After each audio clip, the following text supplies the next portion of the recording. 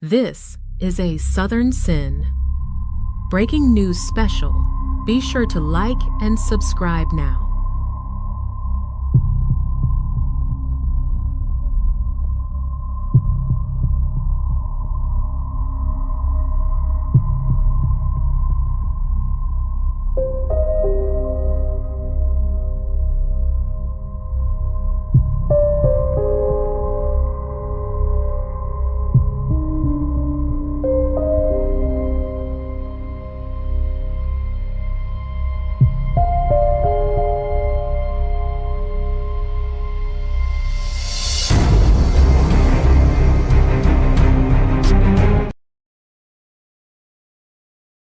This is a Southern Sin. Breaking news special. Be sure to like and subscribe now.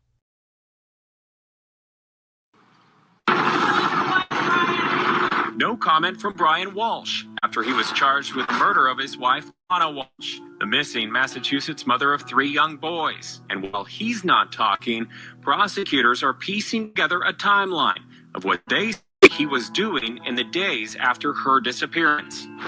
Anna was last seen at home between 4 and 5 a.m. by a family member. Walshe told police that he had slept in that morning, but prosecutors say that he was actually awake and searching disturbing topics on his son's iPad. At 4:55 a.m. on January 1st, he searched how long before a body starts to smell. At 4:58 a.m., how to stop a body from decomposing. At 5:20 a.m., he searched how to impound the body. At 5:47 a.m., 10 ways to dispose of a dead body if you really need to. At 6:25 a.m. on the 1st, how long for someone to be missing to inherit. At 6:34 a.m. on the 1st, can you throw away body parts? The very next day, more Google searches. There were also more Google searches on January 2nd. At 12:45 p.m., catalog best tool to dismember. At 1:10 p.m., can you be charged with murder without body? At 1:14, can you identify a body with broken teeth? Prosecutors say that on January 2nd, Walshe came here to this home located in Rockland, Massachusetts, 9 miles from his house. He spent $450 on cleaning supplies. Cleaning products, mops, brushes. On January 3rd, prosecutors say Walshe drove to an apartment complex in Abington, 16 miles from his home, where they say surveillance video shows him hoisting a heavy garbage bag into a dumpster.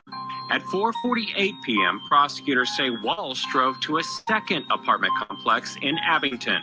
And at 5:10 p.m., investigators say he threw items away into a dumpster in Brockton. Then on January 6th and 7th, police searched the Walshe property in Cohasset. Prosecutors collected a lot of evidence in the basement of this home, including DNA blood evidence and 2 knives. On January 8th, Walshe was arrested for misleading police in his wife's missing person investigation. The defendant is now before the court charged with murder of his wife, Anna Walshe, as well as disinterring of the body.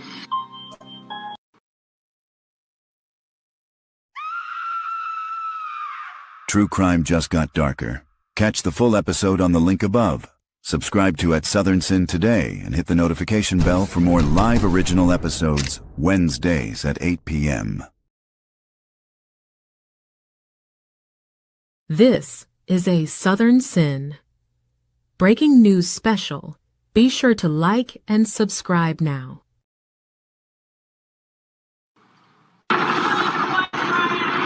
No comment from Brian Walshe after he was charged with murder of his wife, Anna Walshe, the missing Massachusetts mother of 3 young boys. And while he's not talking, prosecutors are piecing together a timeline of what they say he was doing in the days after her disappearance. Anna was last seen at home between 4 and 5 a.m. by a family member.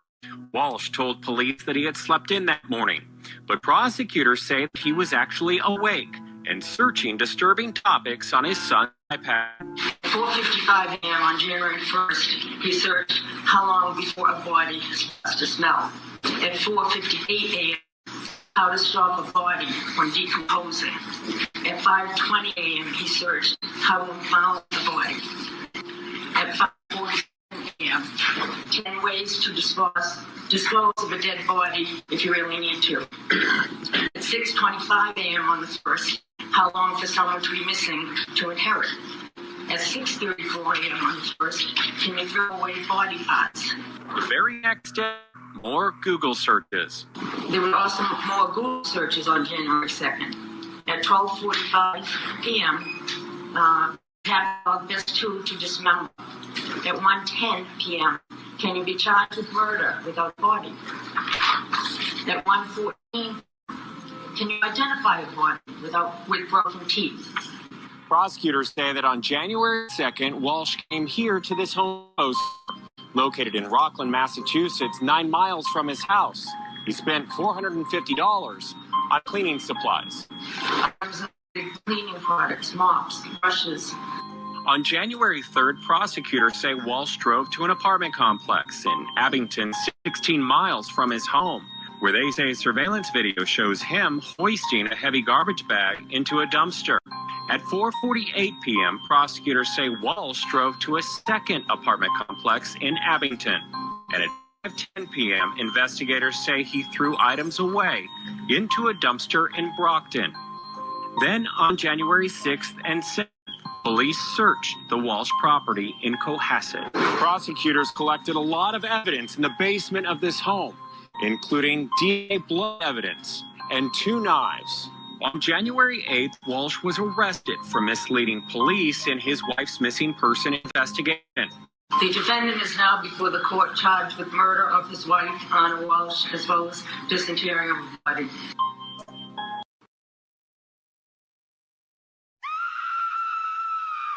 True crime just got darker. Catch the full episode on the link above. Subscribe to Southern Sin today and hit the notification bell for more live original episodes Wednesdays at 8 p.m. This is a Southern Sin breaking news special. Be sure to like and subscribe now.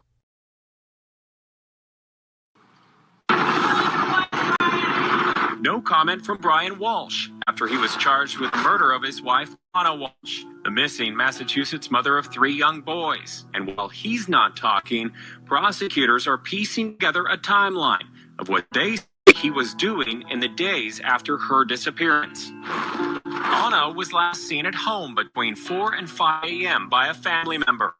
Walshe told police that he had slept in that morning, but prosecutors say that he was actually awake and searching disturbing topics on his son's iPad. At 4:55 a.m. on January 1st, he searched how long before a body starts to smell. At 4:58 a.m., how to stop a body from decomposing. At 5:20 a.m., he searched how to impound the body.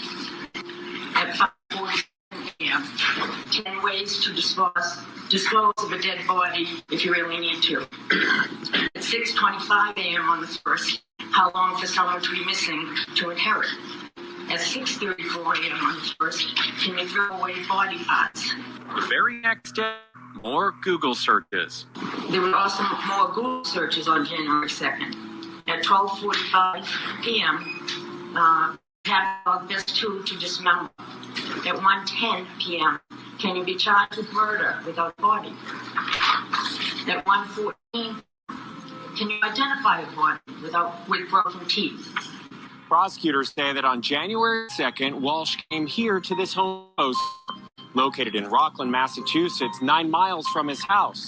He spent $450 on cleaning supplies. Cleaning products, mops, brushes. On January 3rd, prosecutors say Walshe drove to an apartment complex in Abington, 16 miles from his home, where they say surveillance video shows him hoisting a heavy garbage bag into a dumpster. At 4:48 p.m., prosecutors say Walshe drove to a second apartment complex in Abington. And at 5:10 p.m., investigators say he threw items away into a dumpster in Brockton. Then on January 6th and 7th, police searched the Walshe property in Cohasset. Prosecutors collected a lot of evidence in the basement of this home, including DNA blood evidence and 2 knives. On January 8th, Walshe was arrested for misleading police in his wife's missing person investigation. The defendant is now before the court charged with murder of his wife, Anna Walshe, as well as disinterring of her body.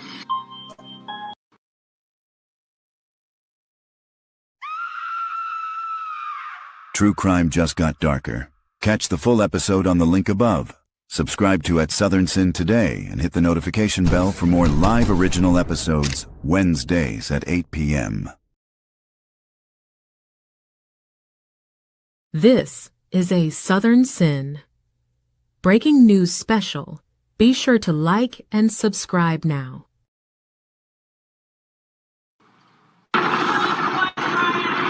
No comment from Brian Walshe after he was charged with murder of his wife, Anna Walshe, the missing Massachusetts mother of 3 young boys. And while he's not talking, prosecutors are piecing together a timeline of what they say he was doing in the days after her disappearance. Anna was last seen at home between 4 and 5 a.m. by a family member. Walshe told police that he had slept in that morning, but prosecutors say that he was actually awake and searching disturbing topics on his son's iPad. At 4:55 a.m. on January 1st, he searched how long before a body starts to smell. At 4:58 a.m., how to stop a body from decomposing. At 5:20 a.m., he searched how to mount the body. At 5:47 a.m., 10 ways to dispose of a dead body if you really need to. At 6:25 a.m. on the 1st, how long for someone to be missing to inherit. At 6:34 a.m. on the 1st, can you throw away body parts? The very next day, more Google searches. There were also more Google searches on January 2nd. At 12:45 p.m., have this tool to dismember. At 1:10 p.m., can you be charged with murder without body? At 1:14, can you identify a body with broken teeth? Prosecutors say that on January 2nd, Walshe came here to this home located in Rockland, Massachusetts, 9 miles from his house. He spent $450 on cleaning supplies. Cleaning products, mops, brushes. On January 3rd, prosecutors say Walshe drove to an apartment complex in Abington, 16 miles from his home, where they say surveillance video shows him hoisting a heavy garbage bag into a dumpster. At 4:48 p.m., prosecutors say Walshe drove to a second apartment complex in Abington. And at 5:10 p.m., investigators say he threw items away into a dumpster in Brockton. Then on January 6th and 7th, police searched the Walshe property in Cohasset. Prosecutors collected a lot of evidence in the basement of this home, including DNA blood evidence and 2 knives. On January 8th, Walshe was arrested for misleading police in his wife's missing person investigation. The defendant is now before the court charged with murder of his wife, Anna Walshe, as well as disinterring of her body.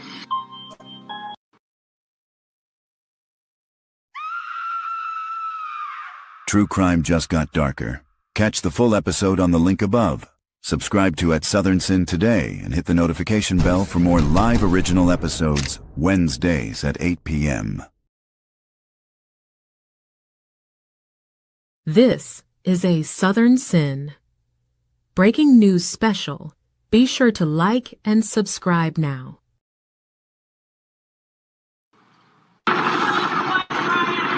No comment from Brian Walshe after he was charged with murder of his wife, Anna Walshe, the missing Massachusetts mother of 3 young boys. And while he's not talking, prosecutors are piecing together a timeline of what they say he was doing in the days after her disappearance. Anna was by a family member. Walshe told police that he had slept in that morning, but prosecutors say that he was actually awake and searching disturbing topics on his son's iPad. At 4:55 a.m. on January 1st, he searched how long before a body starts to smell. At 4:58 a.m., how to stop a body from decomposing. At 5:20 a.m., he searched how to mount the body.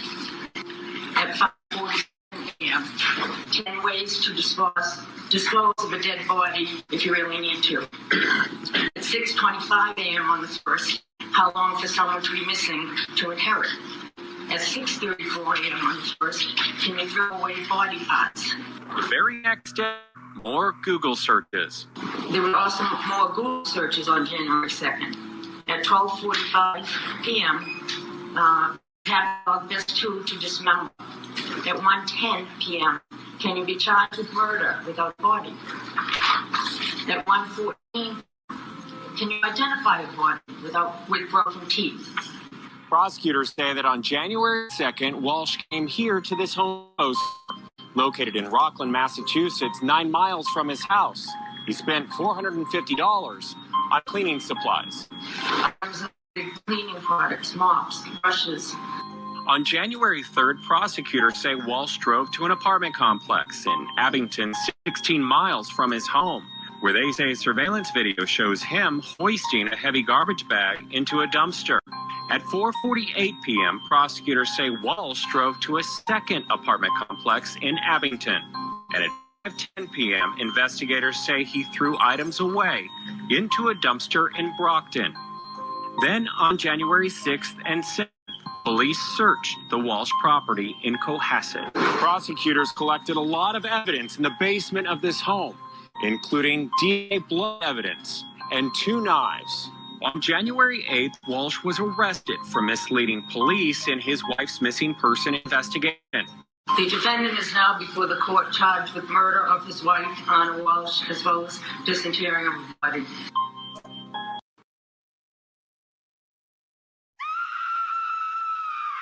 True crime just got darker. Catch the full episode on the link above.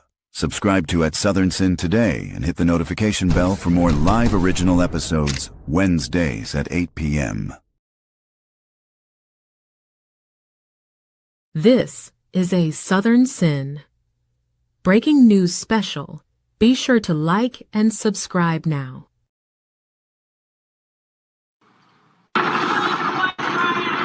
No comment from Brian Walshe after he was charged with murder of his wife, Anna Walshe, the missing Massachusetts mother of 3 young boys. And while he's not talking, prosecutors are piecing together a timeline of what they say he was doing in the days after her disappearance. Anna was last seen at home between 4 and 5 a.m. by a family member. Walshe told police that he had slept in that morning, but prosecutors say that he was actually awake and searching disturbing topics on his son's iPad. At 4:55 a.m. on January 1st, he searched how long before a body starts to smell. At 4:58 a.m., how to stop a body from decomposing. At 5:20 a.m., he searched how to impound the body. At 5:47 a.m., 10 ways to dispose of a dead body if you really need to. At 6:25 a.m. on the 1st, how long for someone to be missing to inherit? At 6:34 a.m. on the 1st, can you throw away body parts? The very next day, more Google searches. There were also more Google searches on January 2nd. At 12:45 p.m., catalog this tool to dismember. At 1:10 p.m., can you be charged with murder without body? At 1:14, can you identify a body with broken teeth? Prosecutors say that on January 2nd, Walshe came here to this home located in Rockland, Massachusetts, 9 miles from his house. He spent $450 on cleaning supplies. Cleaning products, mops, brushes. On January 3rd, prosecutors say Walshe drove to an apartment complex in Abington, 16 miles from his home, where they say surveillance video shows him hoisting a heavy garbage bag into a dumpster. At 4:48 p.m., prosecutors say Walshe drove to a second apartment complex in Abington. And at 5:10 p.m., investigators say he threw items away into a dumpster in Brockton.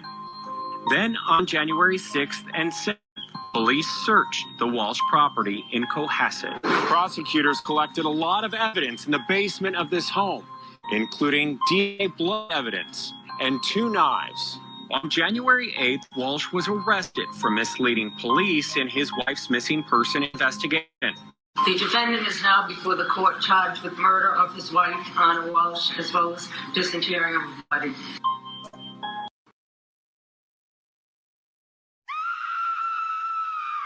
True crime just got darker. Catch the full episode on the link above.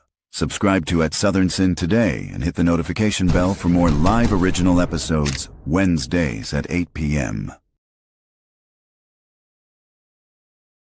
This is a Southern Sin breaking news special. Be sure to like and subscribe now.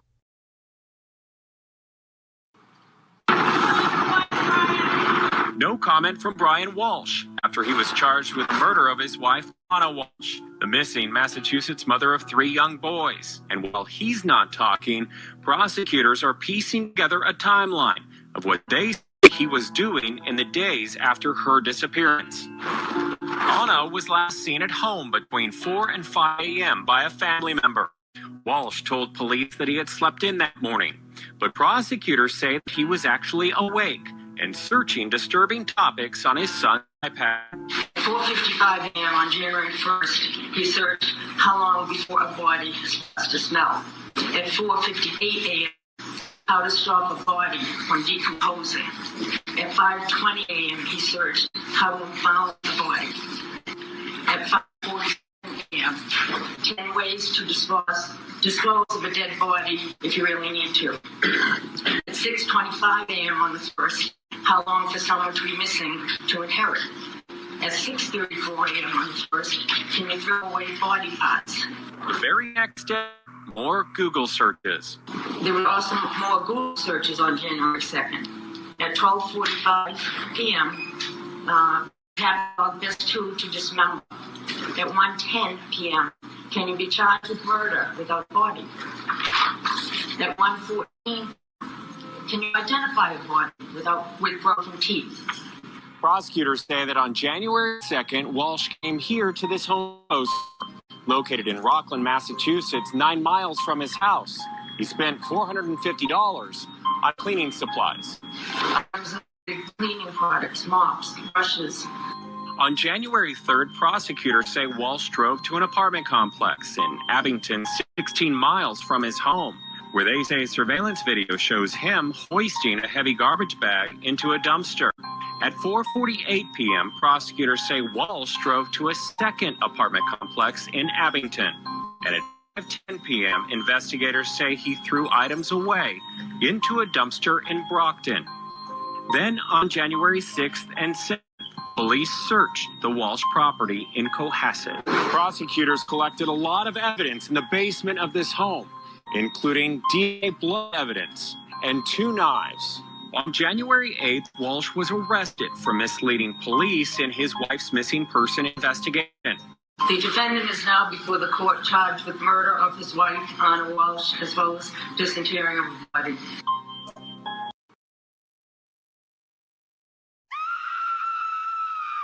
True crime just got darker. Catch the full episode on the link above. Subscribe to Southern Sin today and hit the notification bell for more live original episodes Wednesdays at 8 p.m.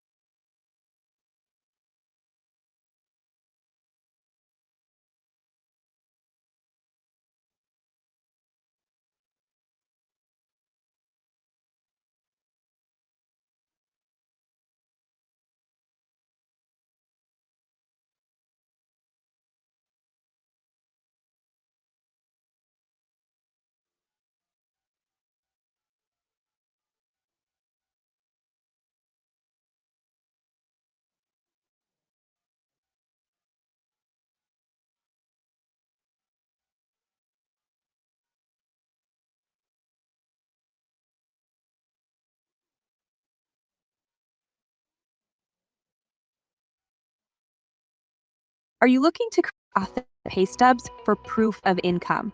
Paystub Creator lets you create high-quality, low-cost pay stubs in less than 2 minutes with 3 easy steps. 1. Fill out your information in the form, and we'll take care of the calculations for you.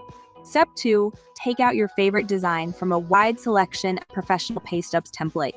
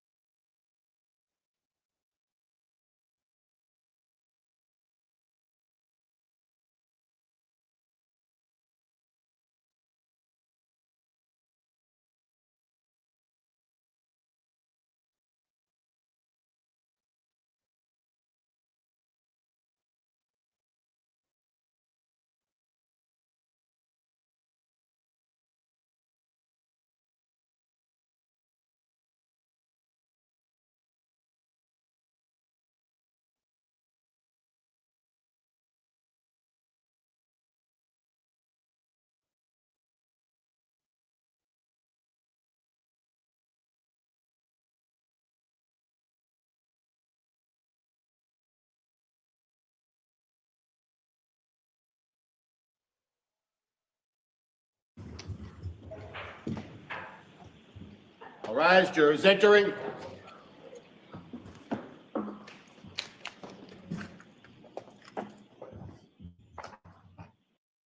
Oh, hey, Ryan Reynolds here from Mint Mobile.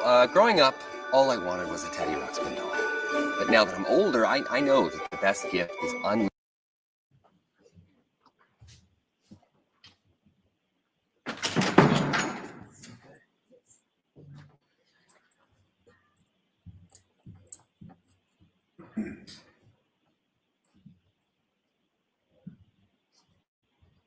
Hear ye, hear ye, hear ye. All persons have anything with the Honorable Justice Diane Fernandez, Justice of the Norfolk Superior Court.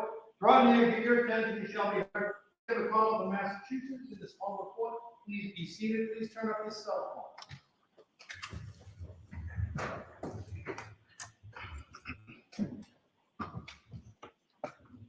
Good morning, jurors. Good morning. Hope you all had a nice night. Jurors, we'll start today with the questions that we have every morning. Jurors, were you able to comply with my order that you not speak to anyone about this case? Yes.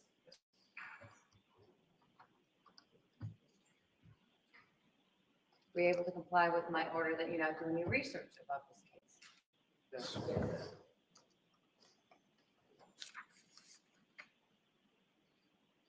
Were you able to comply with my order that you not access any social media or any news media?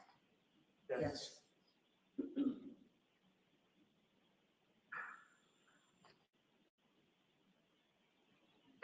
And do you all still have open minds? Yes.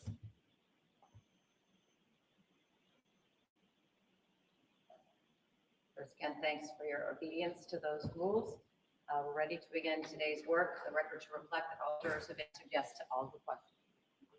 You can come back on the stand. Thank you, Your Honor.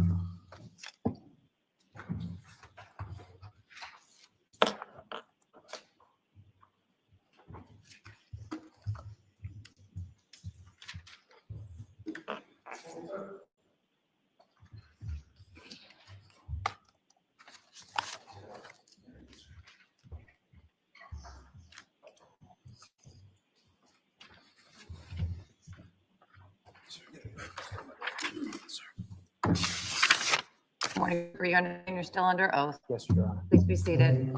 Thank you. And you may proceed. Thank you, Your Honor. You may. Trooper, do you recognize that report I just handed to you? Yes, sir. And have you had a chance to review that report before coming in here today? Yes. Is that a redacted version of what's been marked for identification I with some images blurred out? Yes. And so that would be a collection of text messages between the number identified for Brian Walsh and the number identified for Anna as far as contacts. Is that correct? That is correct. What are the last four digits of the Brian Walsh number?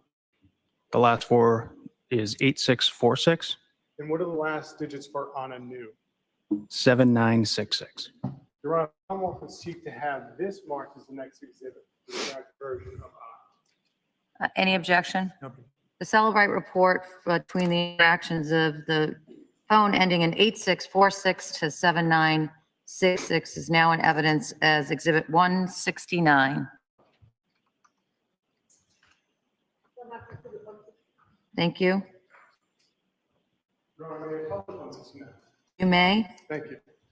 Ms. Gilman, can we have what's been marked as 169 on the screens, please? Trooper, directing your attention to the first text on the page, which phone number is, what are the last four digits of the phone number sending this text message? 8646. What is the body of the text? Hello. And what is the date and time it was delivered?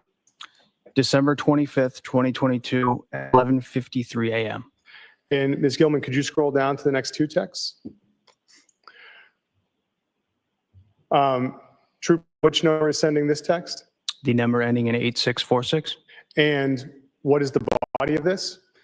Thomas asked if you were coming today. And what was the date and time it was delivered? December 25th, 2022 at 11:53 a.m. And then if you could scroll down, Ms. Gilman. Thank you. Trooper, which number sent this next text in the chain? The number ending in 8646. And body of it? I haven't heard from you at all. And what is the date and time it was delivered? December 25th, 2022 at 11:54 a.m. Now, could you, Ms. Gilman, scroll down to the next text in that chain? Trooper, which number is sending this message? The number ending in 7966. And what is the body of this text? My flight got canceled driving up. And what was the date and time it was read? December 25th, 2022 at 12:57. Ms. Gilman, can we go to page 51?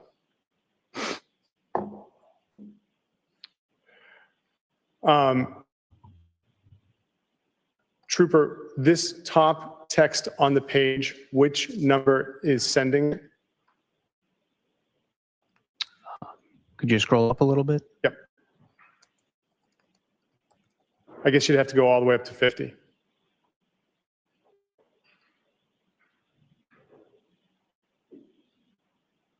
Which number is sending this text, Trooper? The number ending in 8646. And if we would go back down to 51? What was the time in the bottom corner of this text as it says sent? December 30th, 2022, 6:33 p.m. Now, Ms. Gilman, could you scroll down to the next message chain? Thank you. Trooper, which phone is sending this message? The number ending in 8646. And what is the body of it? Hello, Thomas found the phone playing on William's bed. William said he forgot it was there. Ha ha ha. Okay, call anytime. What is the date and time? Now, this doesn't say delivered, correct? Or it is the time it was delivered? It does not say, sir. What is the date and time in the bottom corner of the text? January 2nd, 2023, 2:33 p.m. And so, sir, if there's no delivered, what does that mean? I don't believe it was ever delivered to the intended recipient.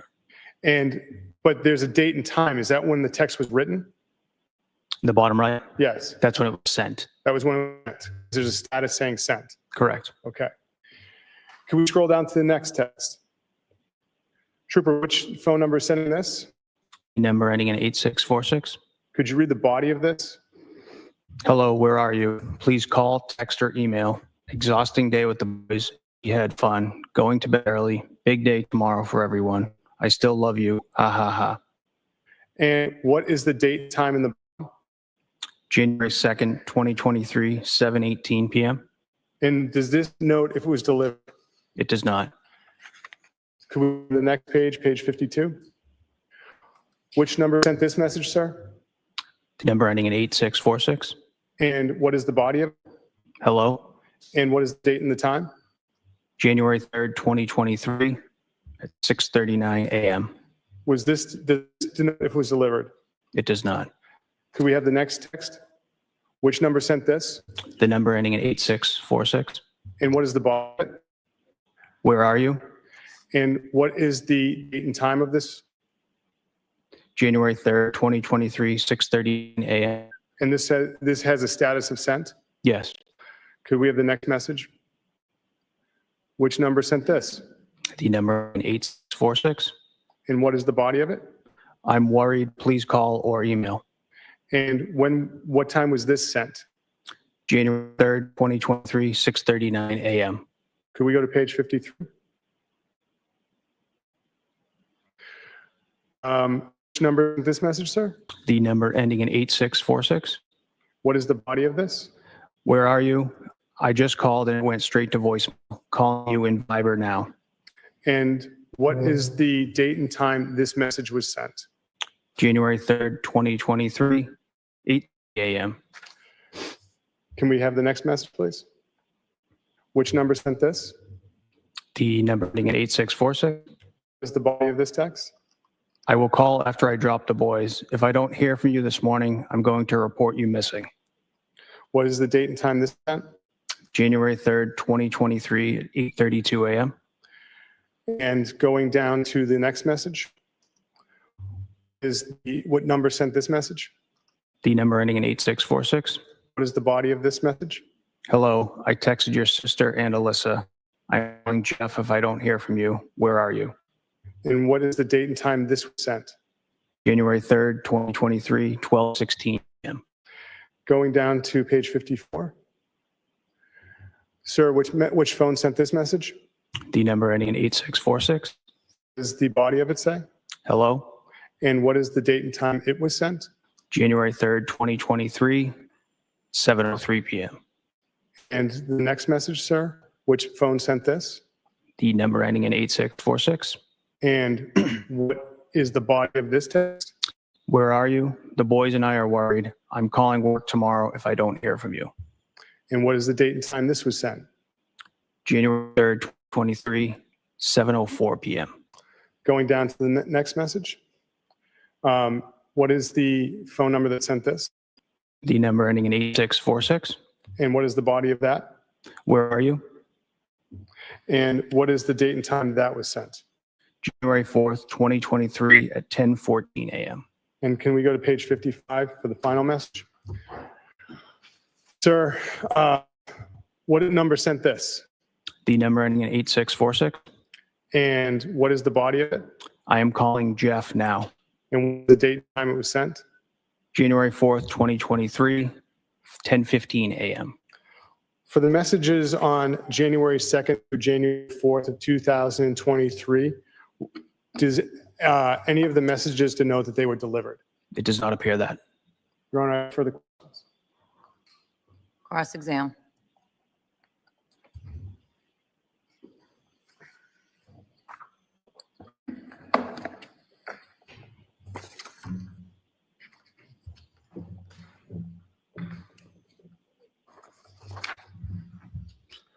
Morning, sir. Good morning, sir. Yesterday, you testified to what you referred to as location data, correct? Yes. And the location data that was retrieved by apps, various apps that are contained on the devices. Yes. And Time to go. Come on.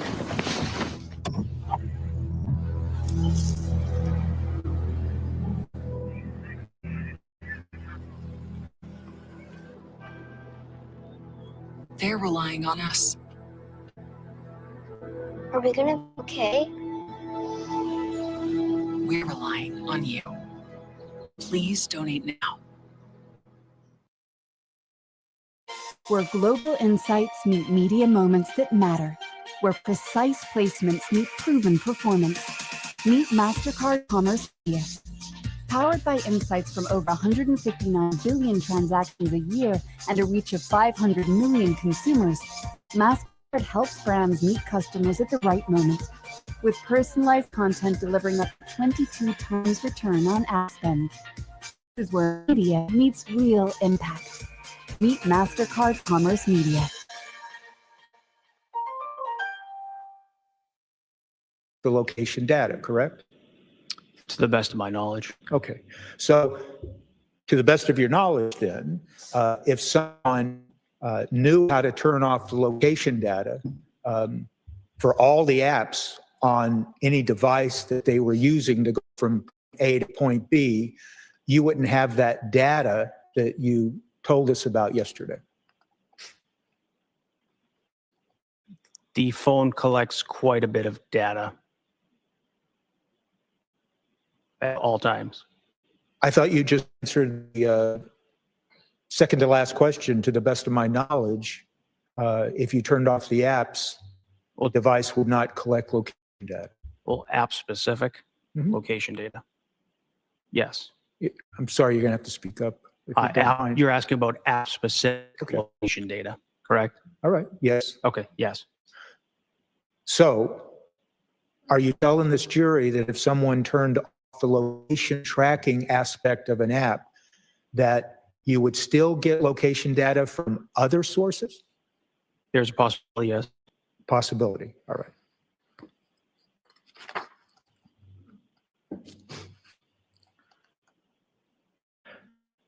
I want to focus your attention now to Exhibit 161.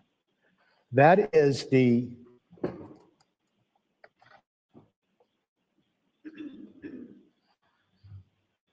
that's the Safari search history. Okay, yes. When you say, you mean? Yes. Okay. I don't want to confuse you.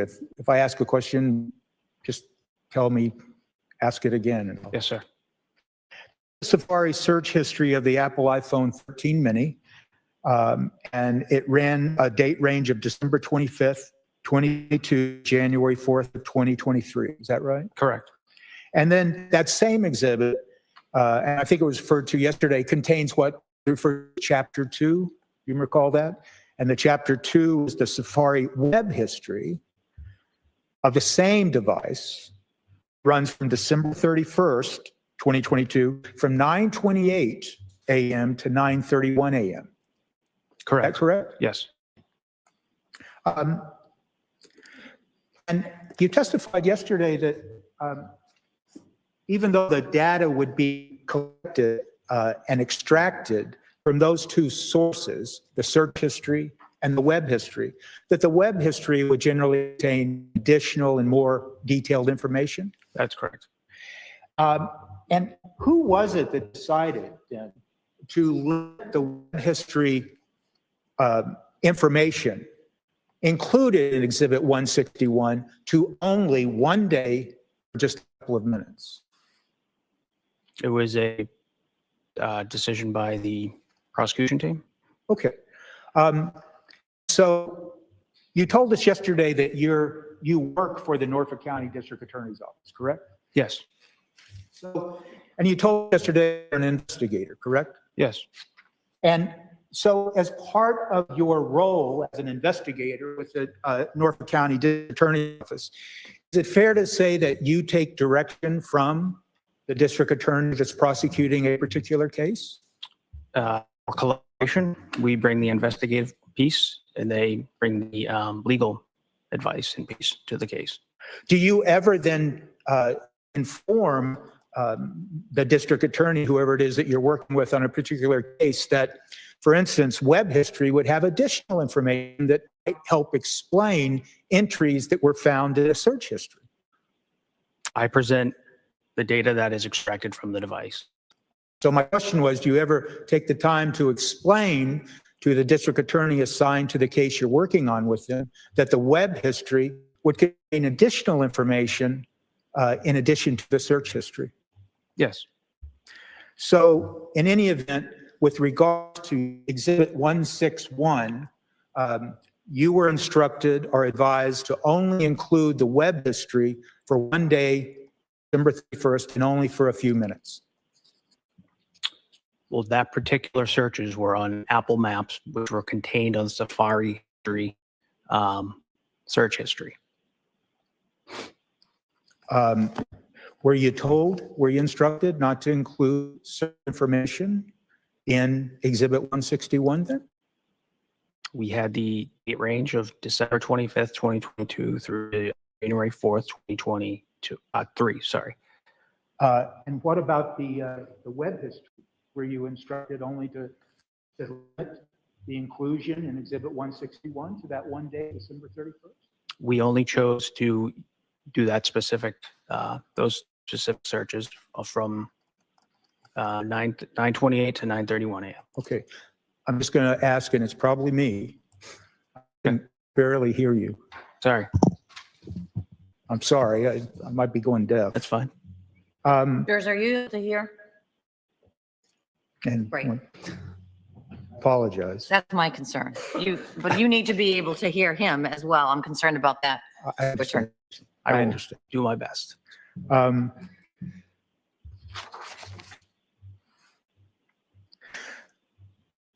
Yesterday, you were asked, let me ask this. You agree, would you, that in the search history included in Exhibit 161, that page number 1, number 9, there are indications of a search involving Expedia and other flight-related searches? Could you show me that, sir? Sure. Do we have Exhibit 1?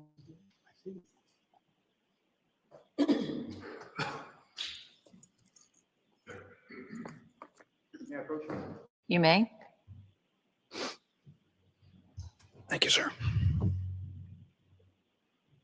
Or refer to you as trooper?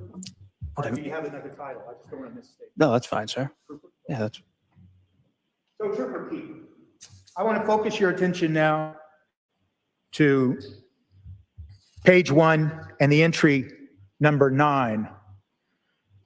Am I correct in saying that references a search related to Expedia? that's correct. And that search occurred at 12:25 at 11:39 a.m. Is that fair to say? Yes, And those searches related to Expedia, they continue through record number 20 at page 2. Is that correct? yes, from Expedia to Check a Flight JetBlue. Right. So yesterday you told us and you testified to one entry having to do referring to JetBlue, correct? Yes, There's a number of searches in Exhibit 161, isn't there, have with searches for Expedia and flight information? yes, And once again, if you were to look at the Safari web history of the same device for this same information at the same time, you would find more information and put context into that search. Is that accurate? yes, there would be more information. But as you sit here today and based on what is and is not included in Exhibit 161, you can't give us more context to any of those searches regarding flight information, can you? No, Yesterday, and I'm going to ask you to turn to page 4.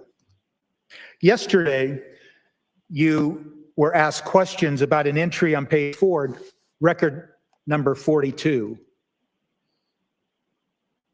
Am I saying that right when I refer to record number 42? Do you understand what I'm talking about? yes, sir. Thank you. That was a search regarding what? Number 42, would you like to read the date, time, or just the search term, sir? You can read it anything you want, Okay. yes, to make it complete.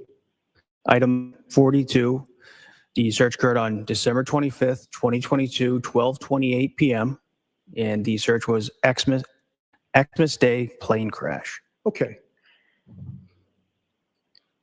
And those types of searches, and when I say those types, the subject matter that's contained in record number 42, it continues through record number 45 on page 4, doesn't it? Yes, And that is timestamp 12/31/03 at record number 49. correct. Now, yesterday you were also asked about a specific reference, and once again, page 4, record number 53. And that's the record that indicates Anna Walsh found dead, correct? Correct. And those searches continue through 12:45:58 on page 4, don't they? Yes, Now, it's fair to say that once again, if you had the web history to that particular search, that would give more context into what that particular search is that you just talked about at number 54, record number 53 at page 4. It would give you more information and more context, would it not? it would. Yes, You have no idea, do you, as you sit here today, what the user was thinking when he or she inputted that search that you just testified to you? I do not. I know the content of it. I do not know the intent of it. Okay. Are you aware of the fact, given the fact that you're an investigator, and I presume you conducted some investigation in this case on behalf of the Norfolk County District Attorney's Office, are you aware of the fact that that Mrs. Anna Walsh, her flight was canceled on 12/25? Yes, And did you investigate the circumstances of that cancellation? I personally did not. Okay.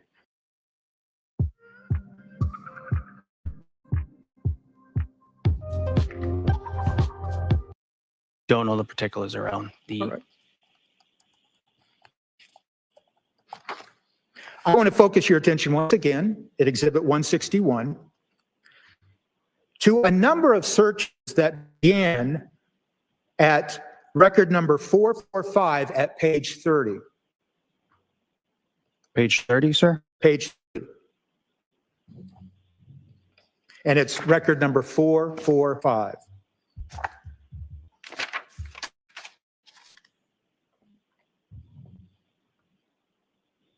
Are you there? Yes, sir. Okay. It's fair to say, isn't it, that in looking at those entries starting at 445 and continuing through record number 495 on page 34, that they involve searches for what looks to be champagne or wine and varieties of champagnes and wines? I mean, do you mind if I take a look? I don't mind at all. No, sir. Okay. 445 through 495. 495.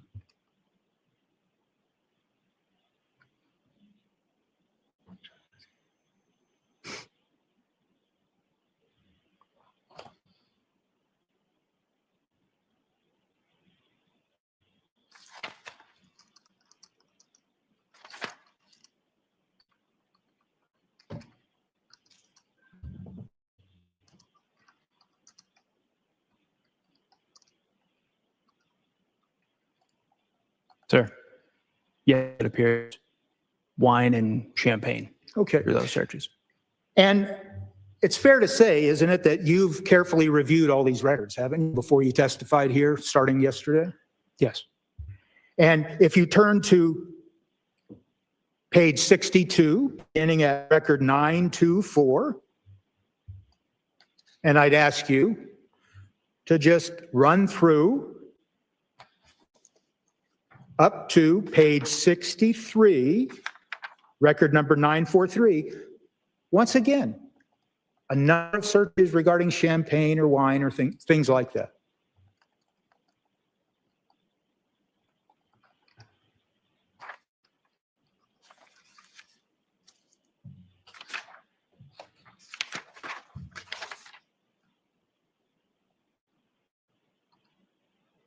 Yes. Okay, you agree with that, right? Yes. And we could continue to do this, but for instance,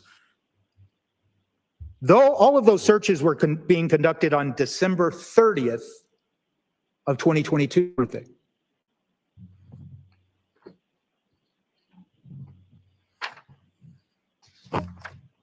The ones from line 924 through 943, yes, they were on December 30th, 2022.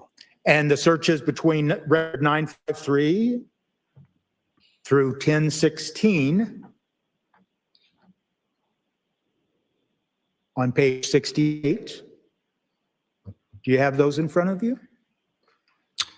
What was the beginning item, sir? Record number 953, page 64. Okay. Through record number 1016, page 68. Once again, those searches occurred on December 30th, correct? I'm still looking, sir. I'm sorry. Tell me when you're ready. Yes, sir.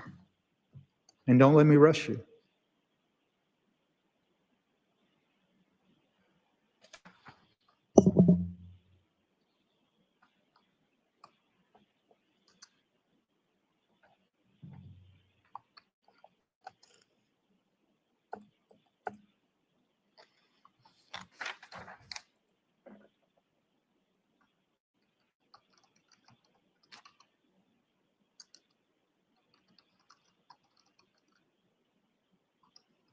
Yes, those searches occurred December 30th, 2022, between approximately 7 p.m. to around 7:15 p.m. Right, on December 30th, correct? Correct.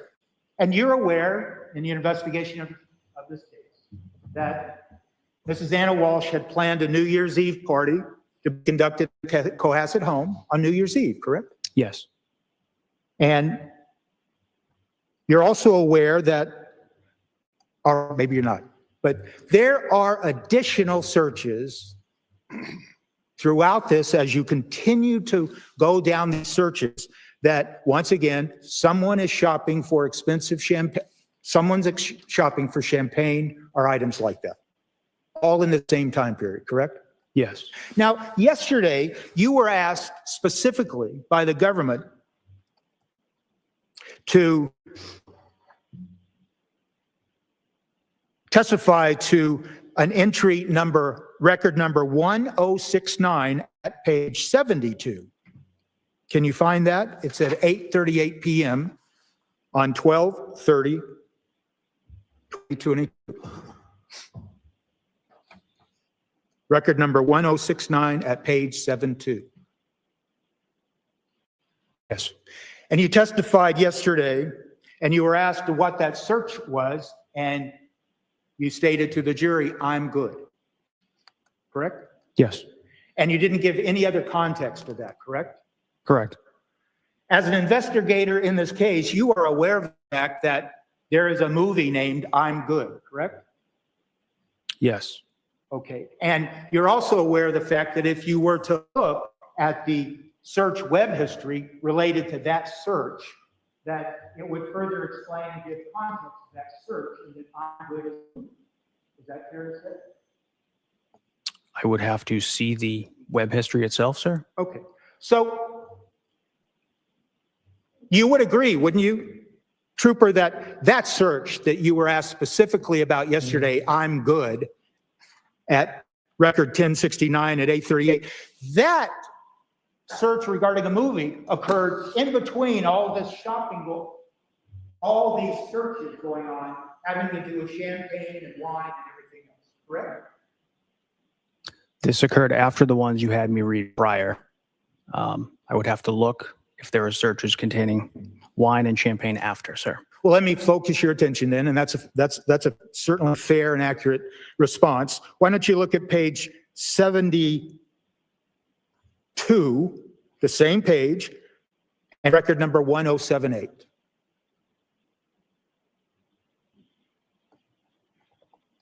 Have you had a chance? Yes, sir. And once again, that's champagne-related searches. Yes. It's fair to say, isn't it, Trooper, that when you were asked yesterday on direct examination and to specifically refer to that one search at number 1069, I'm Good, there's certainly nothing nefarious about someone conducting a search for a movie entitled I'm Good, correct? Again, sir, I only know the context of this. I don't know the content or the content, I don't know the intent behind it. You would agree that these records that you have in Exhibit 161, if you know, they have multiple searches related to movies and movie titles, correct? I just know the I'm Good one that you referenced, sir. Okay. Well, let me just briefly point you to record number 1128 at page 75, if you can go there. Yes, sir.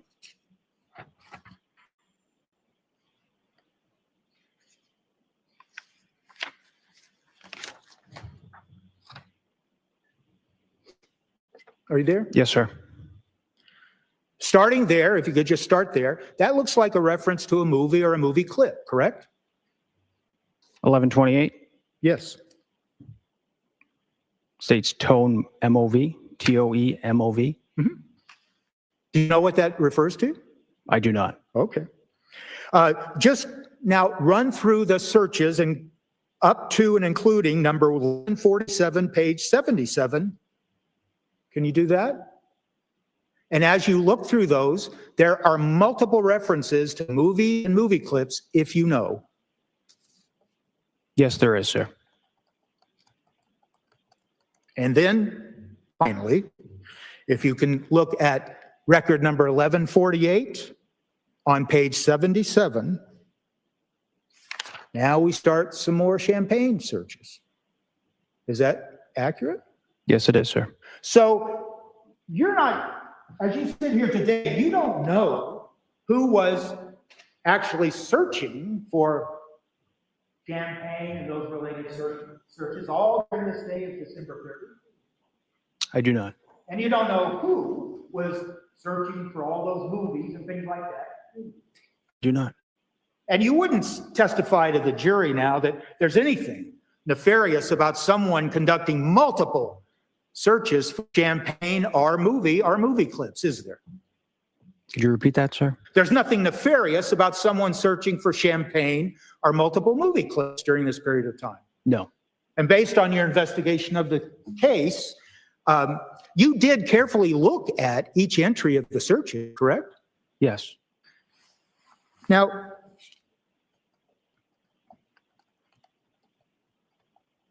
once again, yesterday specifically, and you can turn to record number 1271, page 85, you were asked specifically yesterday by the government to look at that search. Can you look at that one again and tell us what it says?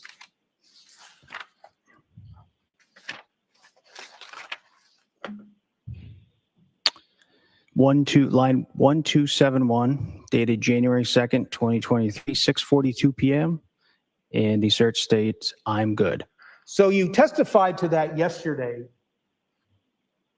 and gave no context to it. But once again, it's a reference to the same "I'm good" that we saw had been searched for back in December 30th, correct? While someone is conducting champagne searches, correct? Yes. And as you sit here today, then, you can't tell the jury that there's anything suspicious about or nefarious, that's my word, about this search you were asked about yesterday that was conducted on January 2nd of 2023 at record number 1271. No.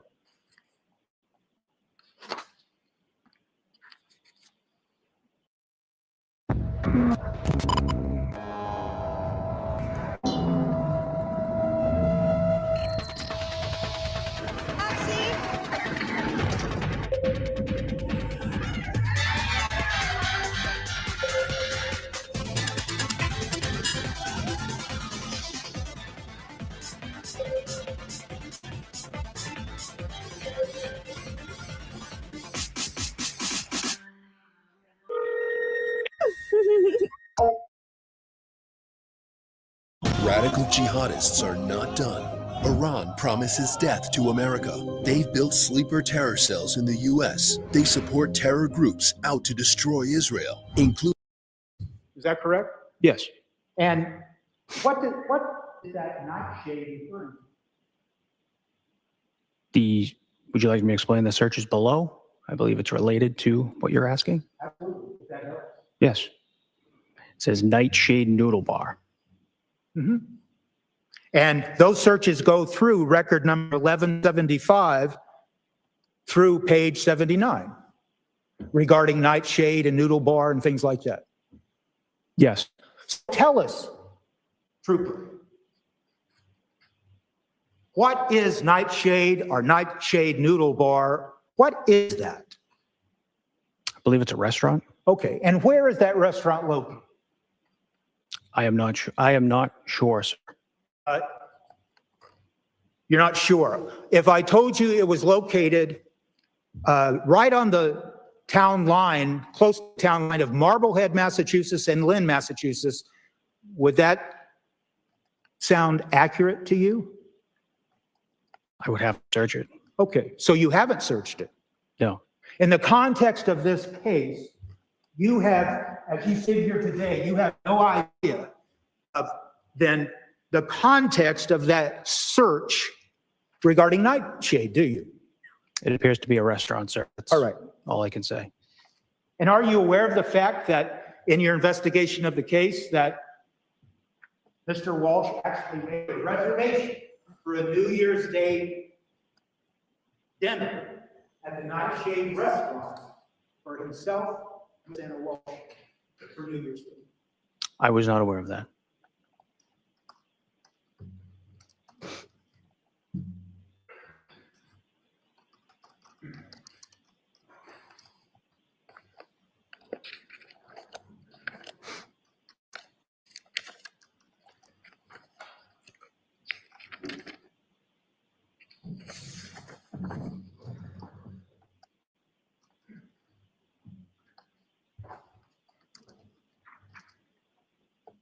respectfully ask at this time to have, for ideal. Sure. Anybody want to show it to me? That'd be a good idea.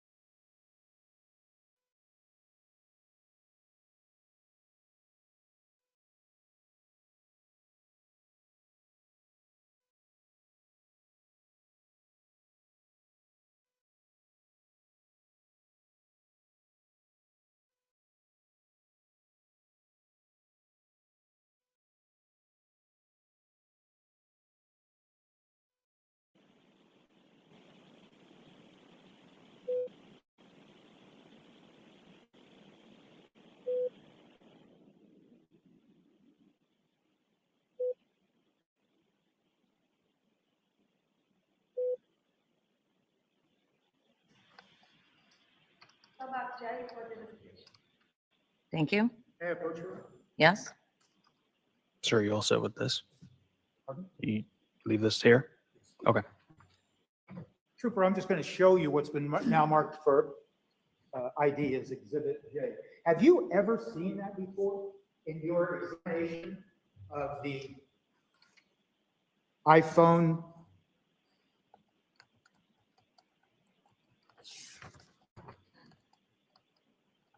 The iPhone 13?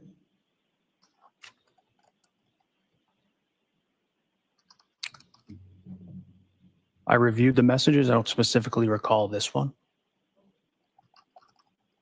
You would agree, wouldn't you, that that message indicates in its context that it's a reservation at the Nightshade restaurant?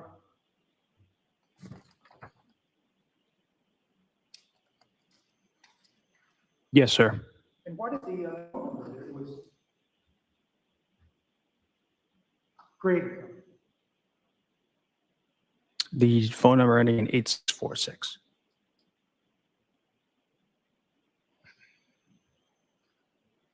Did you, I apologize, did you tell us that you had or may have seen it? You just don't recall as you sit here? Yes, I reviewed the text through the past 2 years. I probably have seen it in the past, but I don't recall it. At this time, I move to have that text put in there.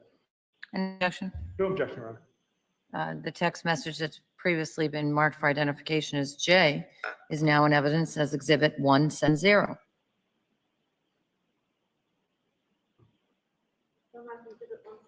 Thank you. So is it accurate to say then, Trooper Keefe, that with regards at least to this particular text and the information that it contains, that to the best of your knowledge, nobody from the Norfolk County District Attorney's Office, such as yourself, as an investigator, went up and talked to anybody at Nightshade or tried to get records of any reservation that had in fact been made on 12/30 for a dinner date? I did not, sir. Okay.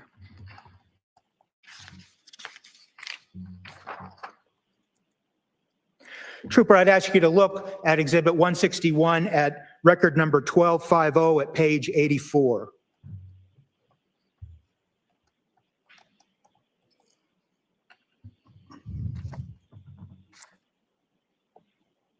It's a search conducted at 12/31/22 at 10:26:16 a.m. Is that correct? Yes, sir. And if you will, sir, follow that search up to and including record number 1270 through page 85 that ends at 6:42:54 p.m. What was the ending line, sir? Record number 1270 1270. Okay. at page 85. Yes, sir. those searches involved based on the content of the search query.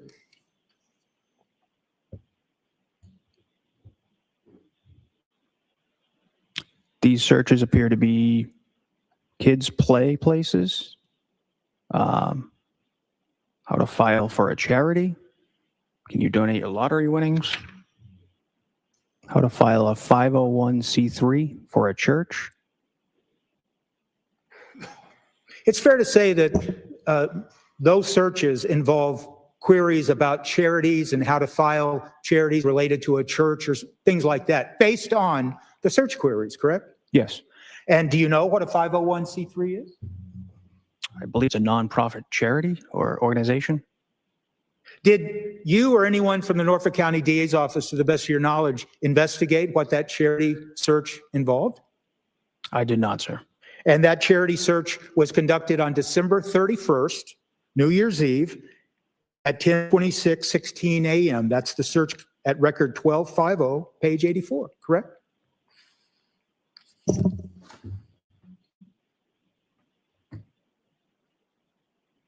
Well, 1250, sir? Yes. 1250 is, can you donate your auto winning tax-free? Okay, I'm sorry. It doesn't specifically include the word charity. It does not. Thank you for correcting me. As you go down to the next searches, 1252 on, it specifically starts talking about charities and 501c3s. 1256 begins the searches for filing a charity. Thank you for correcting me. No one went and tried to find out what that was about. I did not, sir. Okay. Yesterday, you were asked specifically, sir, to tell the jury what was a search at record number 193, page 14. Can you turn to that? Page 14, number 193.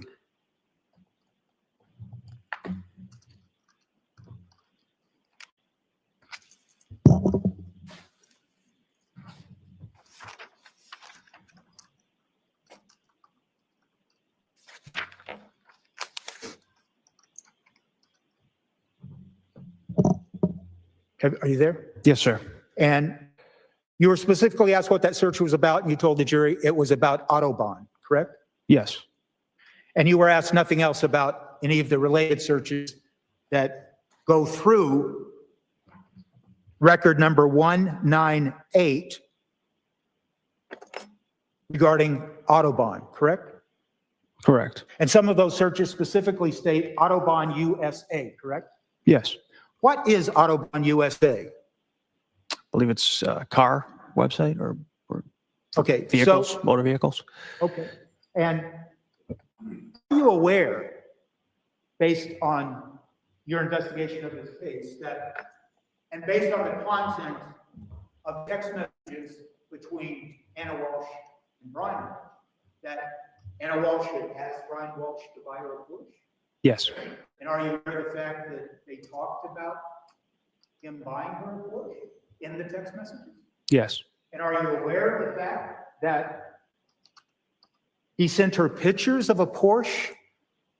In fact, 2 Porsches that were for sale? Yes. Are you aware of that? Yes.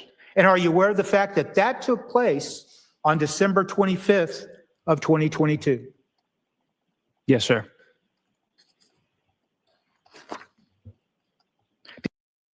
QuickMD connects patients with a doctor online for opioid use disorder.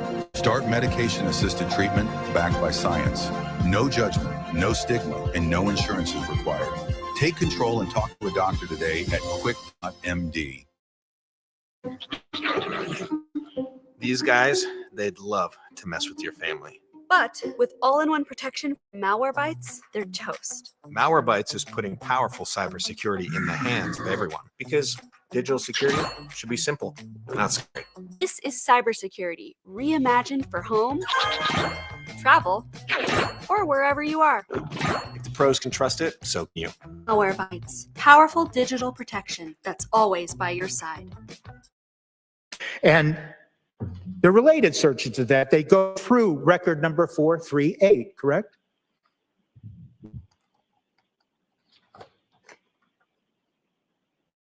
Correct.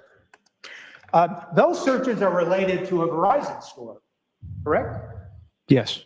And they're actually location searches in some instances of a Verizon store, correct? Yes. And it's a Verizon store located in DC, correct? That is correct. It's not a Verizon store located in. No. And are you aware of the fact, Trooper Chief, that on or around December 27th, contained in the text messages that have now been introduced into evidence, that Ms. Walsh stated Mr. Walsh that her phone wasn't working properly at the same time on 12/27. Yes, I do recall those. And then she told him words to the effect that it just really stopped working, or words to that effect. There was something to that effect, yes. And he texted her back and said words to the effect of, you want me to get you a phone? Do you need a phone, correct? I believe it was something like that, sir. And then in the early morning hours of December 28th, Mr. Walsh sent her information about, well, here's a Verizon store in DC that you might go to if you need help. Yes. And she responded back. I remember the messages about the Verizon store.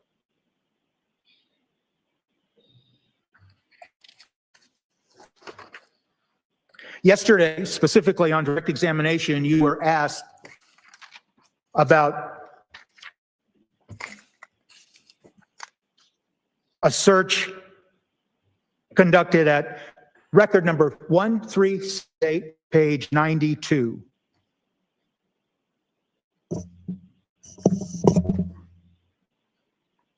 And that search conducted on January 4th of 2023.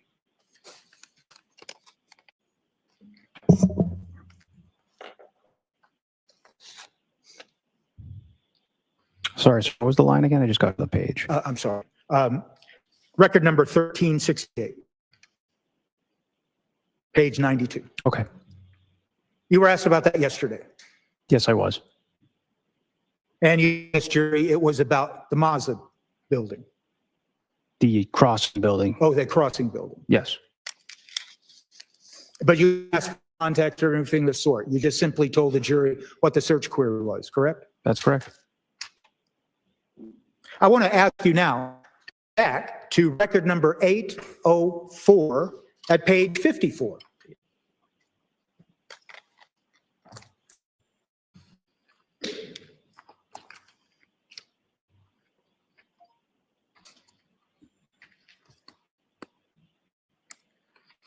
Are you there, sir?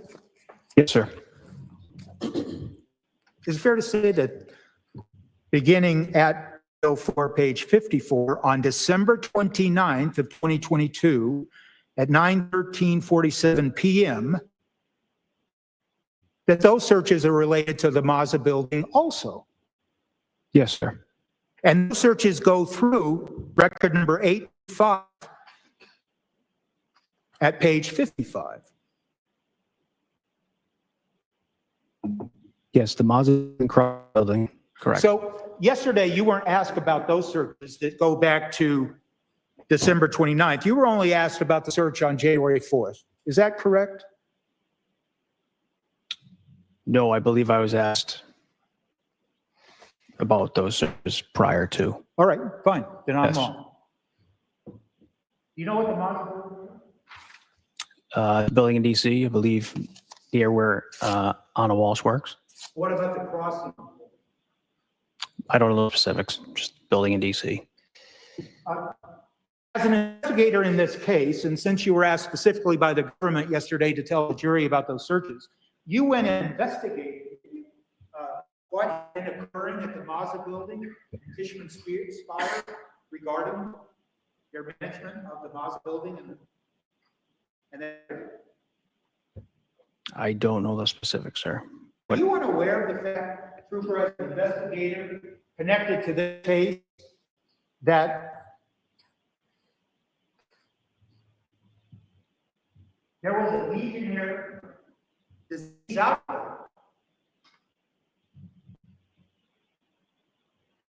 in October of 2022 of those properties that were managed by Tishman Spire?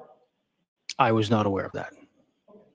Are you aware of any letter that's contained let's strike that. That's not fair. Are you aware of any letter was issued by the DC Department of Public Health specifically to Ann Walsh in her capacity as Regional General Manager regarding that Legionnaire disease outbreak? Objection. Sustained.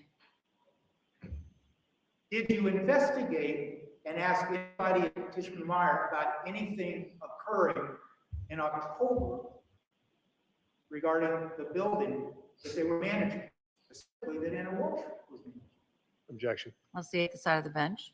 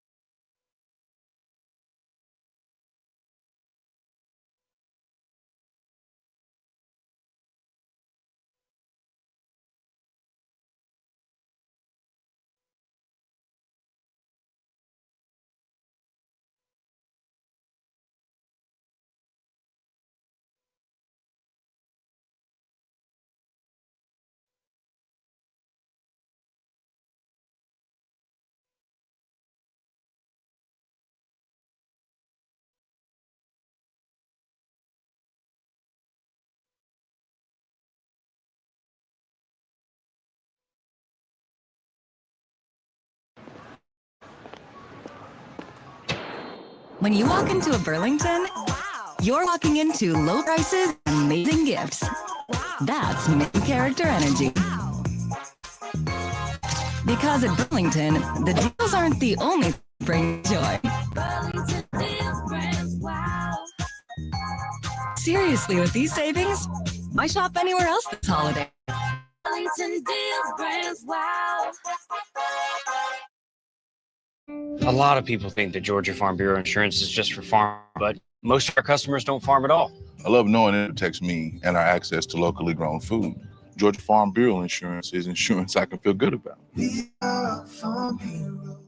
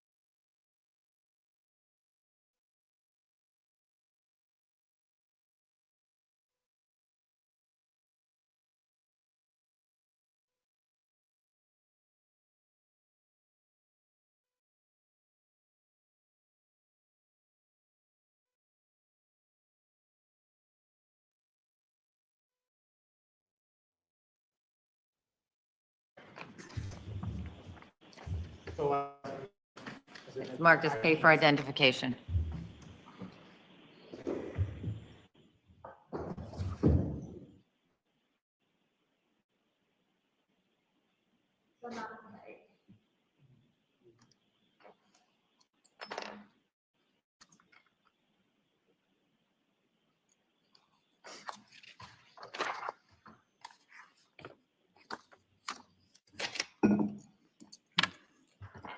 Based on your review, Trooper Keith, of the contents on the iPhone that is the subject of Exhibit 161, it's fair to say that in the searches running from the date of December 25th of 2022 up and including the end of December 31st of 2022, you saw no evidence of searches in the Safari search history regarding any searches for things like tools or searches suggesting how to dispose of a body or anything like that, correct? I did not see any of those December 25th to the 29th. Okay, and it's fair to say that based on your review of the search queries that were made, and they're contained in Exhibit 161, what you see for the search queries, it's fair to characterize them as there's multiple searches for various actors and actresses and music and movies, piano lessons, kinder care, and even a dog barking toy. Do you recall those? I do, sir, yes. And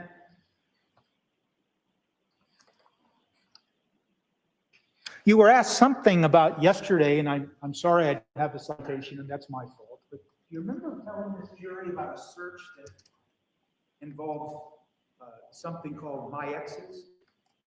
Yes. Then the search right below it, I think, if you recall, and I once again apologize I don't have the citation, but I think you were asked on direct that it also had something like a reference to a song, correct? Yes. But you weren't asked to give context to that at all. You just told the jury what the search was, correct? That's correct. And you would agree with me, wouldn't you, sir, that once again, there's just nothing nefarious about someone searching for what turns out to be a country western song, correct? Correct.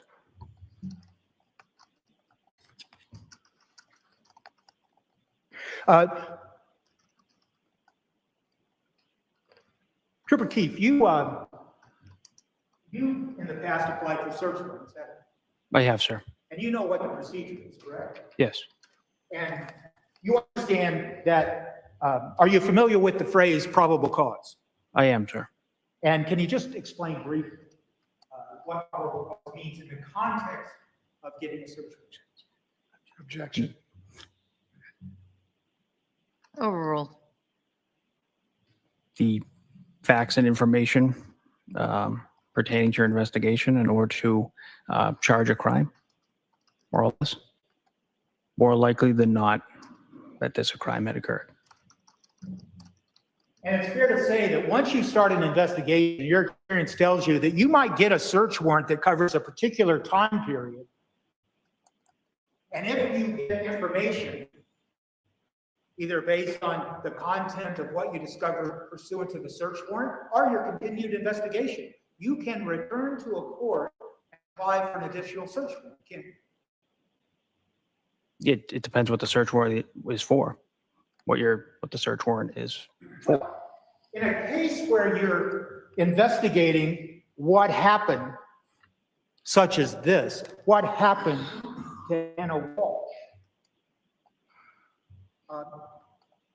wouldn't it be important to you to look back beyond 12/25 of 2022 to see if there was any evidence in the iPhone Mini or the iPhone SE or the iPad or MacBook to see if there were any other entries that indicated that the person using those devices had planned to do any harm to Anna Walsh?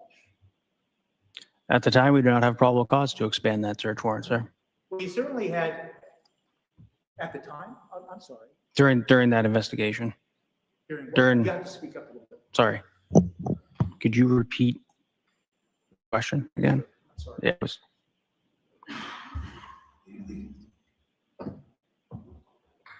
You would agree? Objection, Your Honor. I'll see you both at the side of the bench.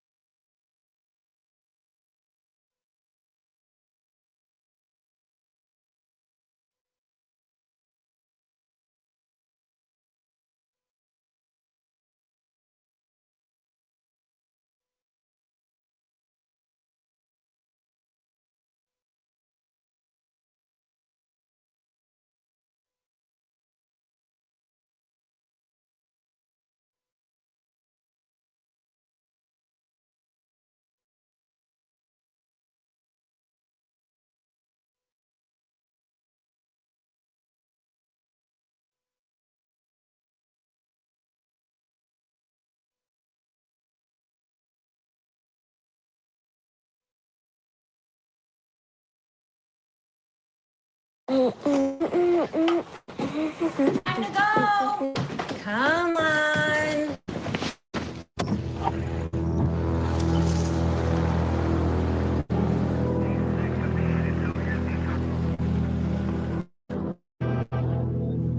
They're relying on us. Are we gonna be okay? We're relying on you. Please donate now. Where real insights meet media moments that matter. Where precise placements meet proven performance. Meet MasterCard Commerce Media. Powered by insights from over 159 billion transactions a year and a reach of 500 million consumers, MasterCard helps brands meet customers at the right moment, with personalized content delivering up to 22 times return on ad spend. This is where media meets real impact. Meet MasterCard Commerce Media.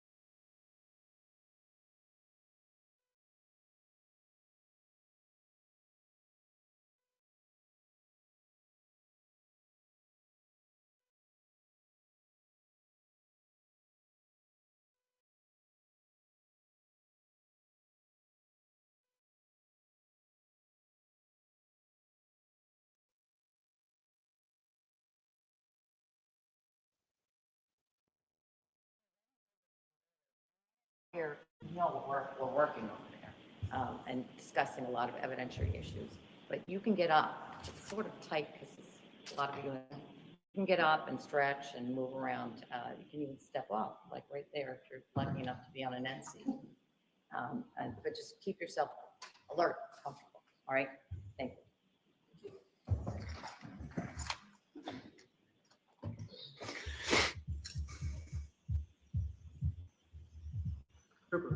Yes, sir.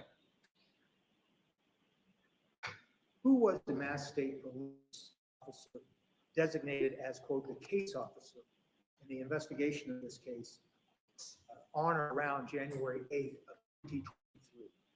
That would be Trooper Michael Proctor. And what does the officer mean in that context? You manage the case. So you're the lead case officer. You delegate tasks and things that need to be done throughout the course of the investigation. So you manage the case and you oversee the investigation. Is that- Those are your words, right? Yes. And Michael, Yes.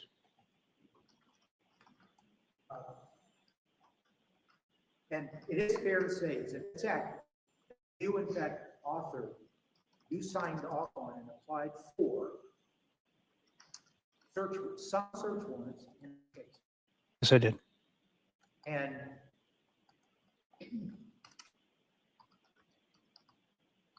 you were the trooper in charge, being a forensic digital specialist, to analyze the data on the iPhone, correct? The iPhone 13 mini, yes.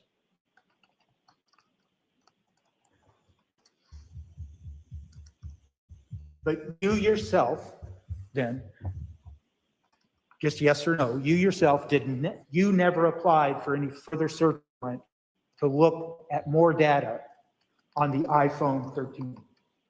I did not.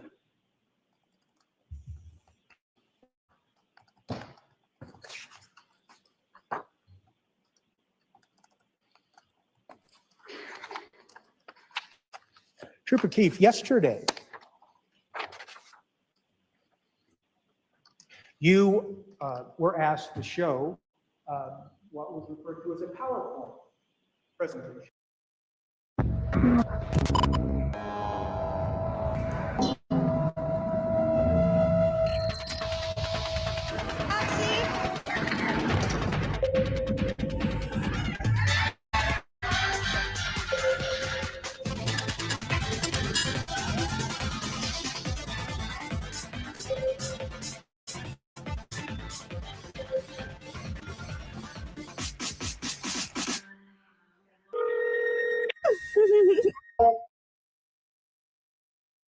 Life for children in Madagascar is tough. The only water they have is from a river filled with animal waste. It makes them so sick. WaterAid exists to change that.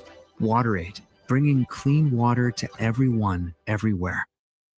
Presentation that you compiled with PowerPoint was to try to assimilate and get a lot of information together so you'd have context for the information, correct? Within that GPS data set, there's thousands of points. So this is just one specific point within that data set for those two different devices. So when I use the phrase to give context, in other words, once you start using that location data, and based on your review of the digital data, then you can make further conclusions about what a particular data point means when it shows up on the location data, right?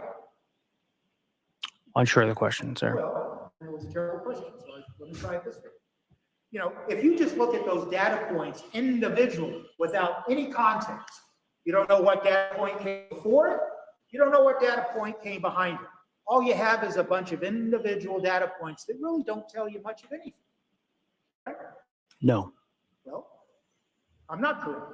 No. Once you put together all those single, independent data points, you begin to better understand what the location data is telling you. Once they are uploaded using the mapping software, it's an interactive map. And you can look at the thousands of data points, day by day, time, specific dates, times. And they'll map out specific dates, times of the events of the location. So it helps you better understand what the events were over a period of time. Yes. So did you ever put together in the investigation of this case the information that was taken out of the iPhone 13 mini? And did you ever take it and put it in some format where you compared it to the other digital data, for instance, that was taken off the MacBook Gray, device number 3? You'll have to specify data. I don't know what data you're talking about.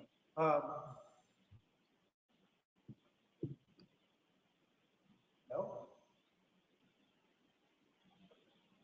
The data on the MacBook about, it included the activity that was gleaned from the MacBook beginning on or around December 25th up to and including January 1st of 2023.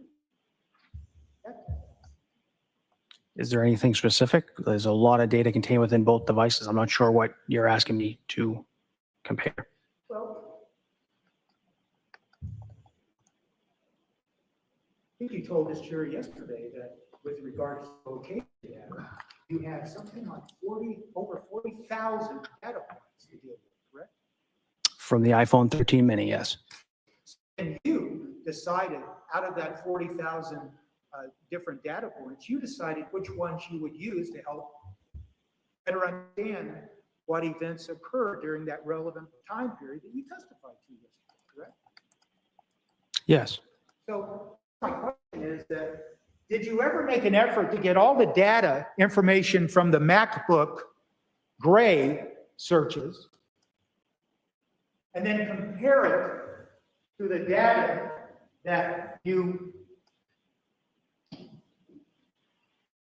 off the iPhone 13 mini and look at that data and line it up and see what happened over a period of days, 12/25, 12/26, 12/27, through January 1st, according to the times of when each event happened on each one of those days between those devices?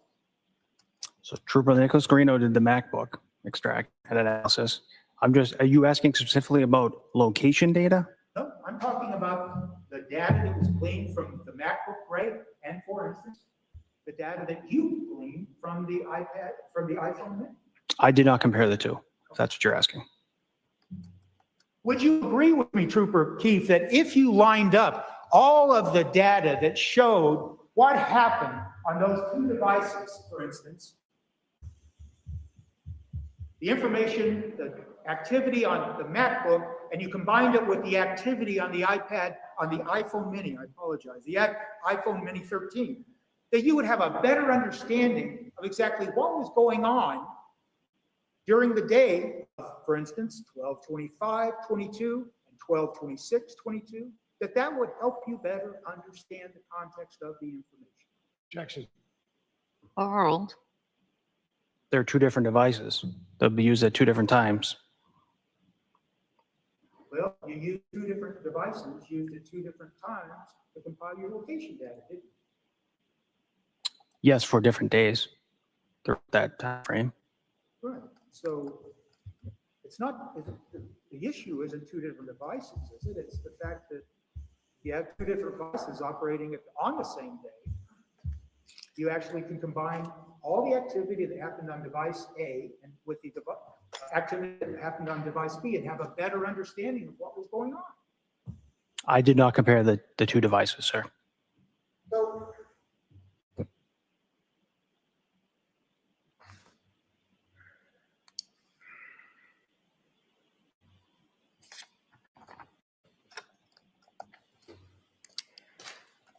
I hate to do this, Judge.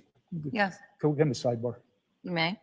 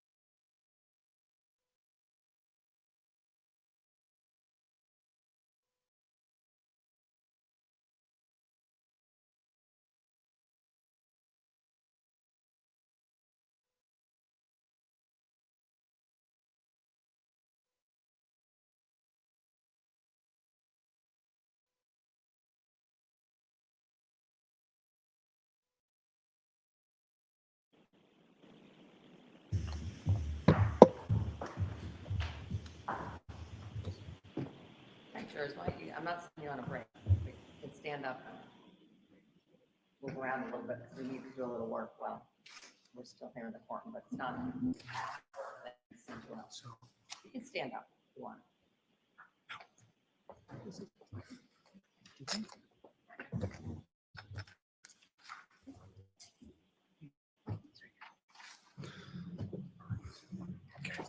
I'll stand up.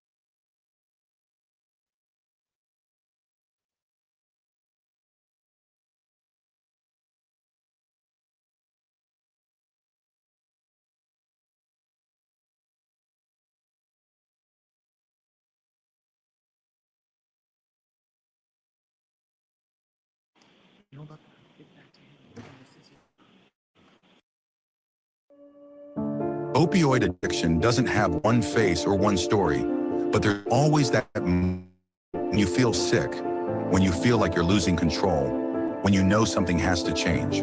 With QuickMD, you can take back control.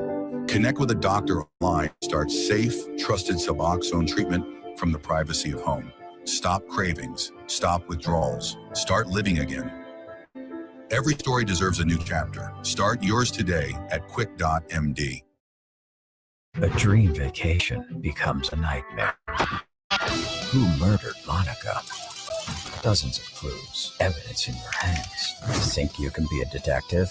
Hunt to Kill presents Lakeside Slaughter, available now. Your exhibit, your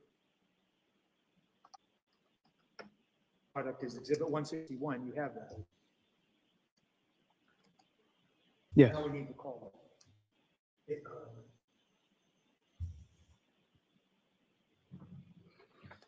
was the last exhibit. Number 2, the last exhibit. 168.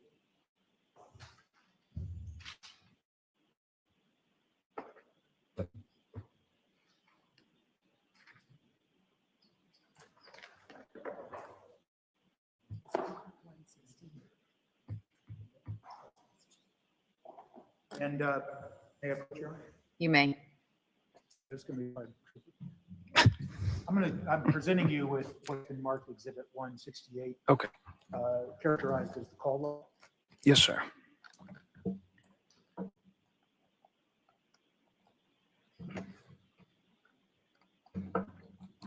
To the record, 168 and 161 is before the witness right now.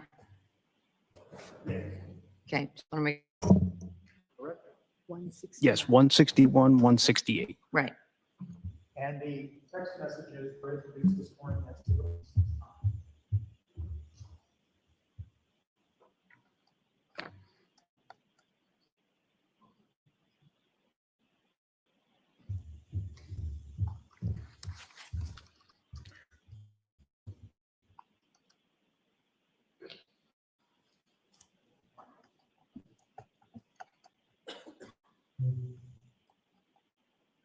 I'm going to ask you, Trooper, to exhibit 161, page 2, record 16.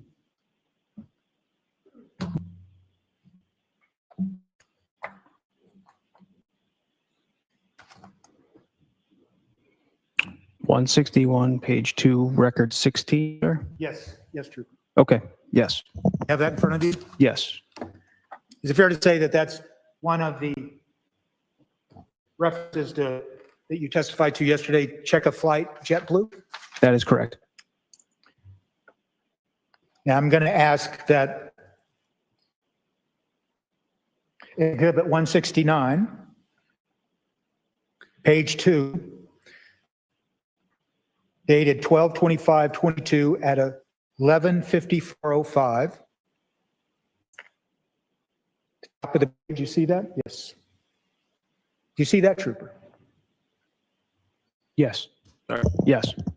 At 11:54:05 a.m., the text message from number 8646 to phone number 7966, there's a message of, I haven't heard from you at all, correct? Correct.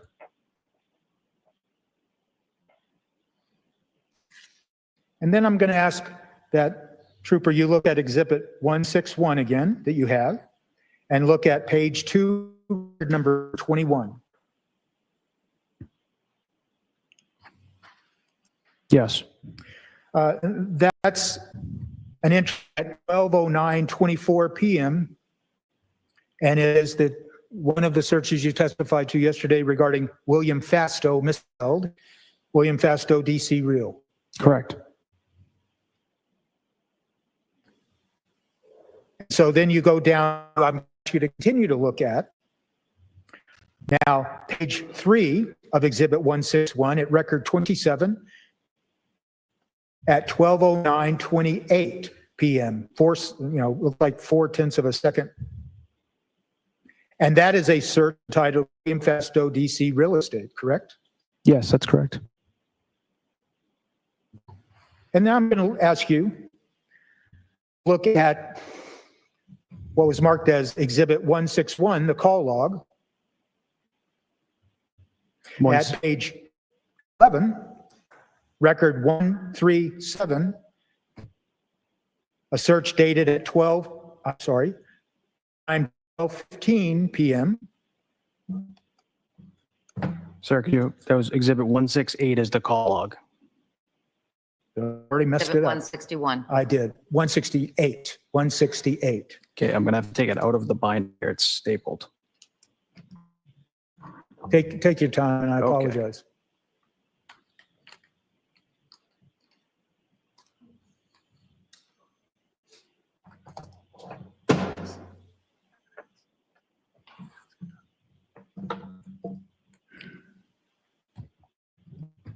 Okay, sir, could you go again with that? Yes, absolutely. 168.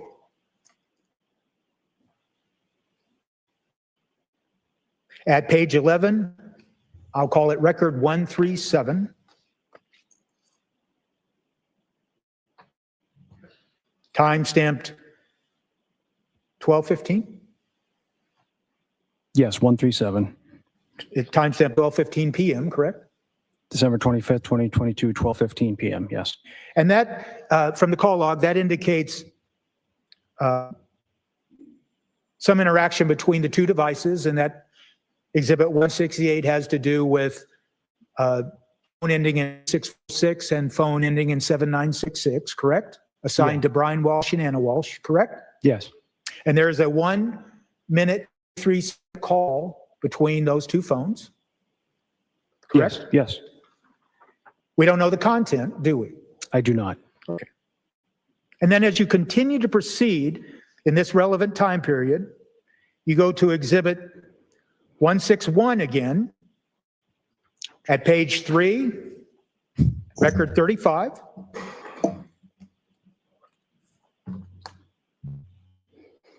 Yes. And that is a search conducted at 12:22:06 p.m., correct? Yes. And the search is Anna Walsh, Fishman Spear. Is that right? Yes. Now we stay on Exhibit 161 for the next 5 requests. 161, page 4, record 43. Timestamp 12:28:57. Yes. Search Christmas Day plane crash. That's correct. Same exhibit 161, dated 12/25/22, same time period, page 4, record 50.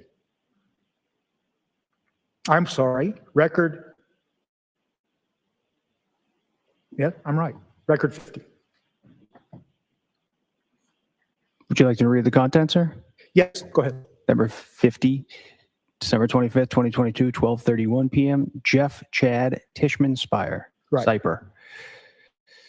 Now just keep going down. Exhibit 161, 12/25/22, page 4, record 53. Anna Walsh found dead. 12/45/47, correct? Yes. And once again, I think you just told the jury, Anna Walsh found dead. Correct? Yes, sir. And as we continue to go down, the next is Exhibit 161, page 5, record 57. At 12:46:10 p.m. Yes. And it's a search for Jeff Chad, C-H-O-D. Correct. Now, I'm going to ask you to look at Exhibit 168 at page 11, record 132.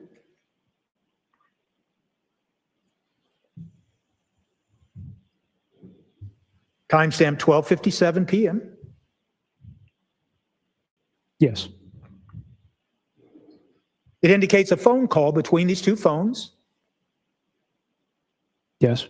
that lasted 4 minutes, 45 seconds. Yes, it's an outgoing call from the device ending in 8646 to the number 7966 Anna New. Okay, and you don't know what they were talking about, if they were talking at all. You just know that there was a call that lasted 4 minutes and 45 seconds between those two phones at that time. Correct. And then if you go back to, I'm sorry, if we could have page 2 on the exhibit 169 for 12:57:26.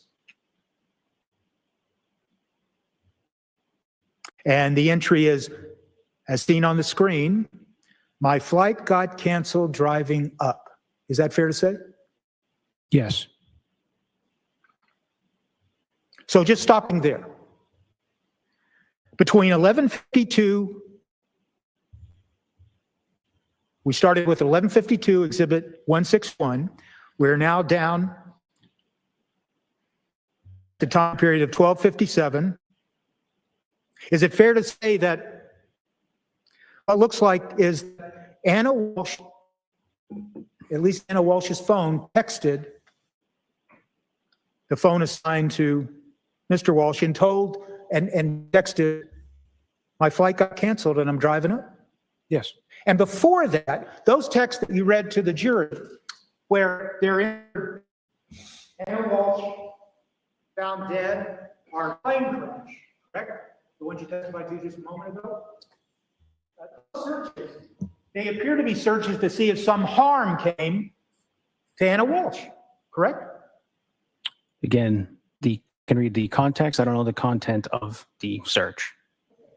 But did you consider that in your investigation of the case when you looked at all this data together?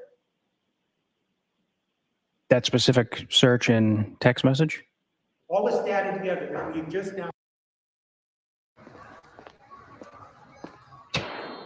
When you walk into a Burlington, you're walking in. And created a context for all of those communications in those 3 different sources of information. Did you ever do that? What 3? The call log sources? I'm not sure what. Did you do it?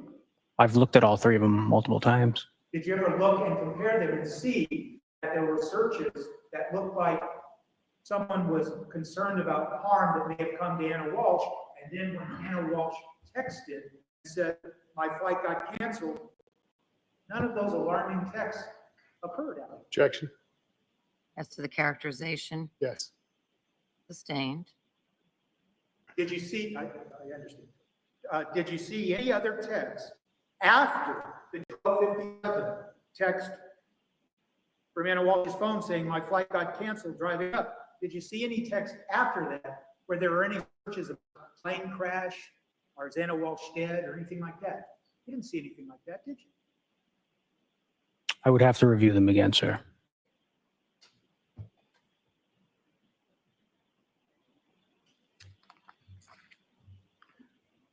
I want to ask you to look at Exhibit 168,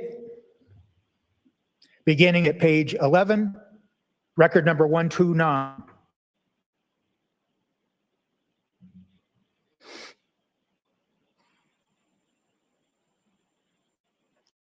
What is that time stamped? You said 168? Exhibit 168. I'm sorry, Trooper. No, 168, record, I'm looking at record 129, page 11.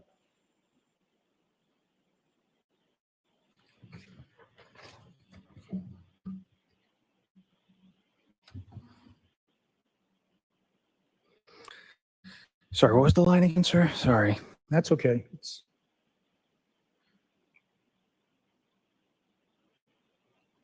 Do you see on page 11 a call that lasted 1 hour, 22 minutes, and 33 seconds? Yes, An I do. outgoing call. Do you see that? I do, sir. And that is a 1 hour, 22 minutes, 33 second call. That's an outgoing call from the phone assigned to Brian Walsh, correct? Correct. And then do you see another call on page 11 that lasted 3 hours, 2 minutes, and 37 seconds?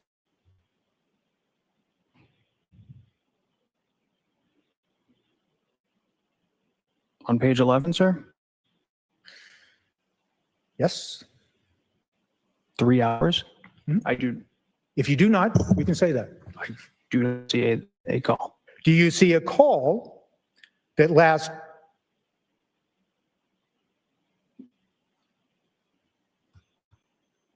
6 minutes and 5 seconds?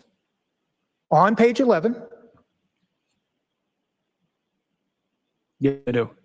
And then do you see another call that lasted 1 minute, 1 hour, 27 seconds, and 07 seconds. Do you see that? And that call originated on the phone assigned to Anna Walsh. I'm not sure what. Can you repeat that? Yes. Do you see a phone call that lasted 1 minute, 27 seconds? On page 11, sir? Yes. Do not. Then this might be a good time to stop. Okay, we'll take a break. There's, have a nice morning. All rise, please. Just close your notebooks. Follow me.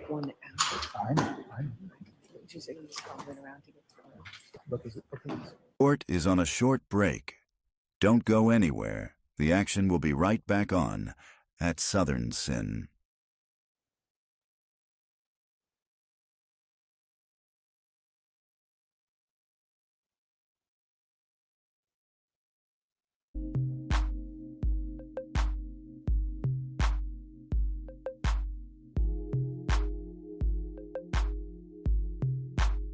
Court is on a short break.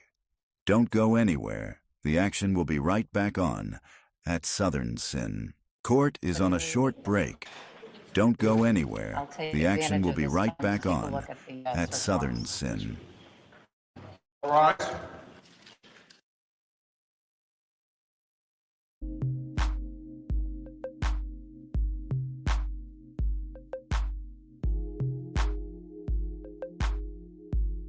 Subscribe to at Southern Sin and hit the bell for when we go live.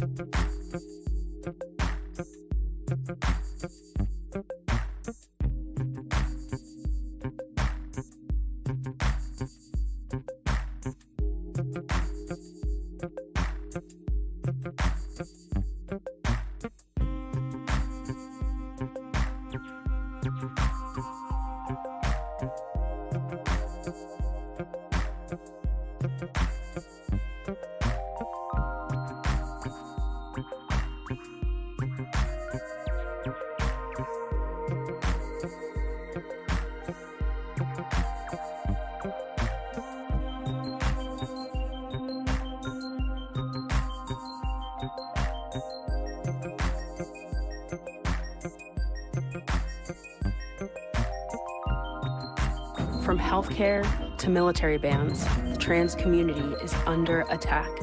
Every day, Lambda Legal in court, fighting back. But we don't do it alone. With every act of support, you stand with us. Together, we'll hold the line. Progress is a process. Pushing ahead, pulling back. Then suddenly, machines spark the industrial age. Rockets launch. Humans float in zero-G. Computers shrink. Centuries of knowledge in your hand. Progress is gradual. Until everything changes. Today, we're on the verge of another transformation. A digital economy powered by blockchain and AI. Investor, trader, builder. You make the moment a movement. We accelerated. From digital assets to data center infrastructure. Progress is here. Where it goes next is up to you. Be relentless. Galaxy.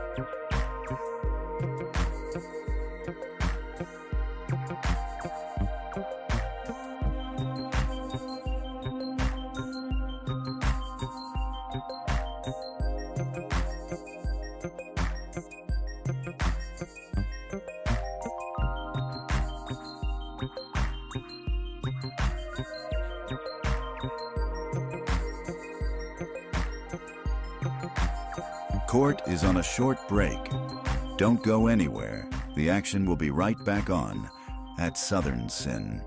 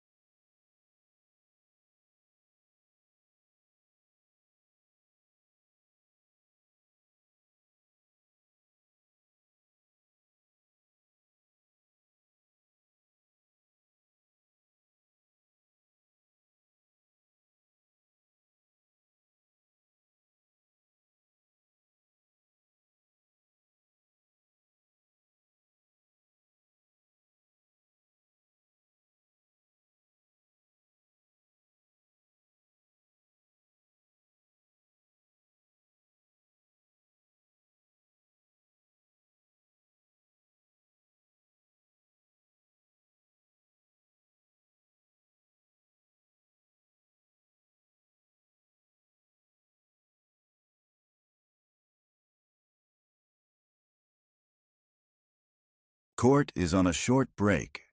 Don't go anywhere. The action will be right back on at Southern Sin.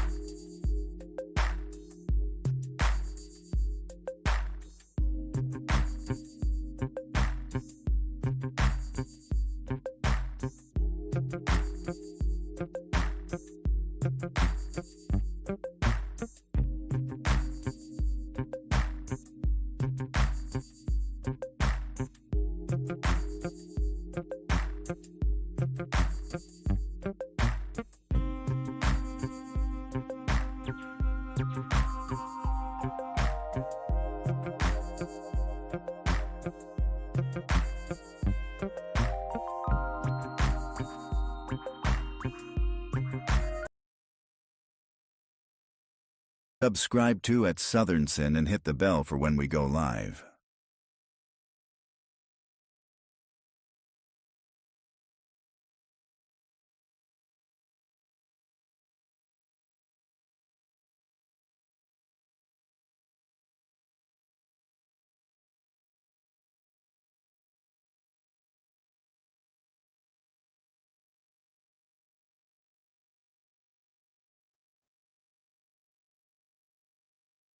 Court is on a short break. Don't go anywhere. The action will be right back on at Southern Sin.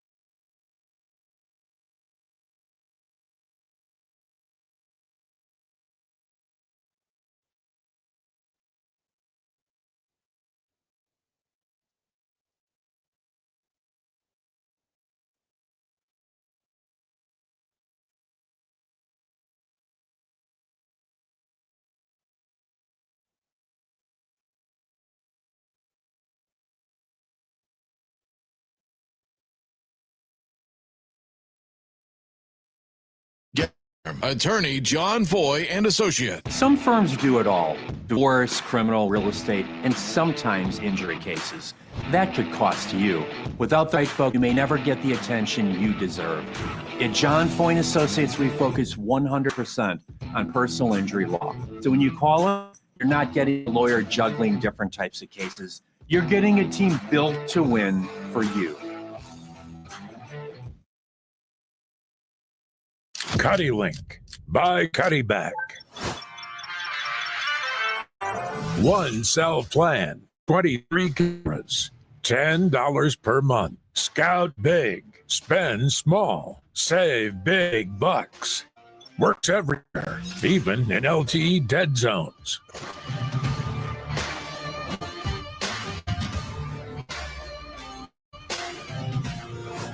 Cuddy Link by Cuddyback.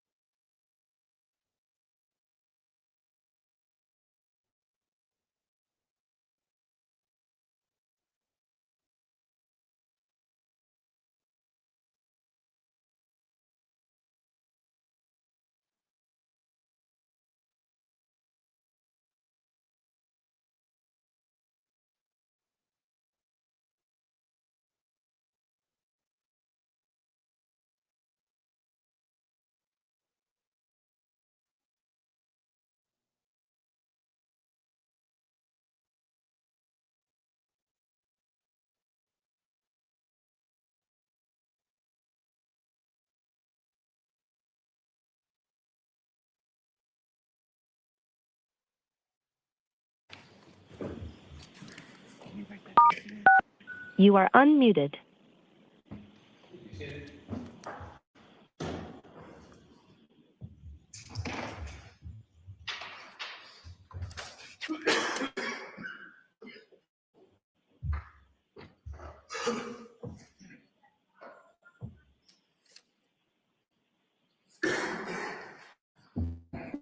I just had an opportunity, I know it's maybe not relevant to the inquiry that's going on right now, but Attorney Porges, your records are good.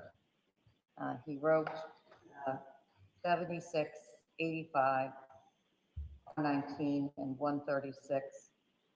Almost memory is correct too. They all go to Verizon or AT&T records. We can talk about that more later. Anybody need anything before I bring in the jury? Does that mean I can explore it more with them? No, it doesn't. It just puts the record more precisely as to why, but there may be others that you can explore that with. All right? I actually don't get it, Judge. You don't what? I don't get it. I'm trying to understand the rulings. I don't. All right, well, you can make your pitch. So you're telling us that I can explore getting further search warrants to go back 1225 with this witness? I think you can with regard to his sort of, I'll call it area of expertise, but that's not what you really want, right? You mean with the Verizon records? Yes. Yeah. No, I don't.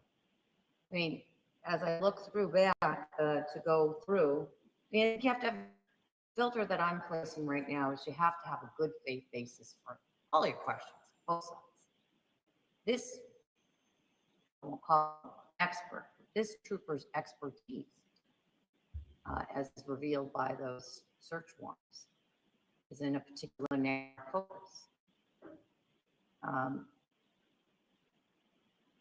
Now, you set the foundation for some broader thing, if you can, I don't know, making reasonable inferences from what I know about the case, then I may permit. But with this witness, and there may be other witnesses, include Trooper Proctor. Seems like Guarino had a slightly different role than even Trooper Key. So I think there are proper inquiries, proper individuals that you might be able to make these inquiries to some depth. I don't think this is one of them. Based on the record before me, you can ask probing questions if you wish, and you know something that I don't. Again, I'm the consumer of the evidence, just like the jury in that regard. And I certainly do have a lot of learning from the time that I've spent on this case, but on what I know right now, I think it's a proper line of inquiry. I understand the court's ruling. All right. Let's bring him back in. All rise. Jurors entering.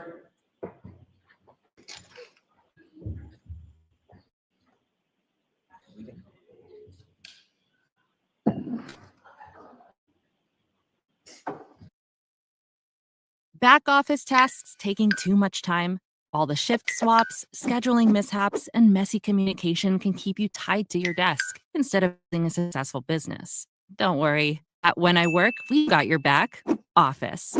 Let the easy-to-use software help you build a schedule in minutes, handle shift swaps for you, and manage timesheets quickly. Get scheduling done. Get time tracking done. Get shifts done with When I Work. Today, more than 1,000 children will die from dirty water, poor sanitation, and hygiene.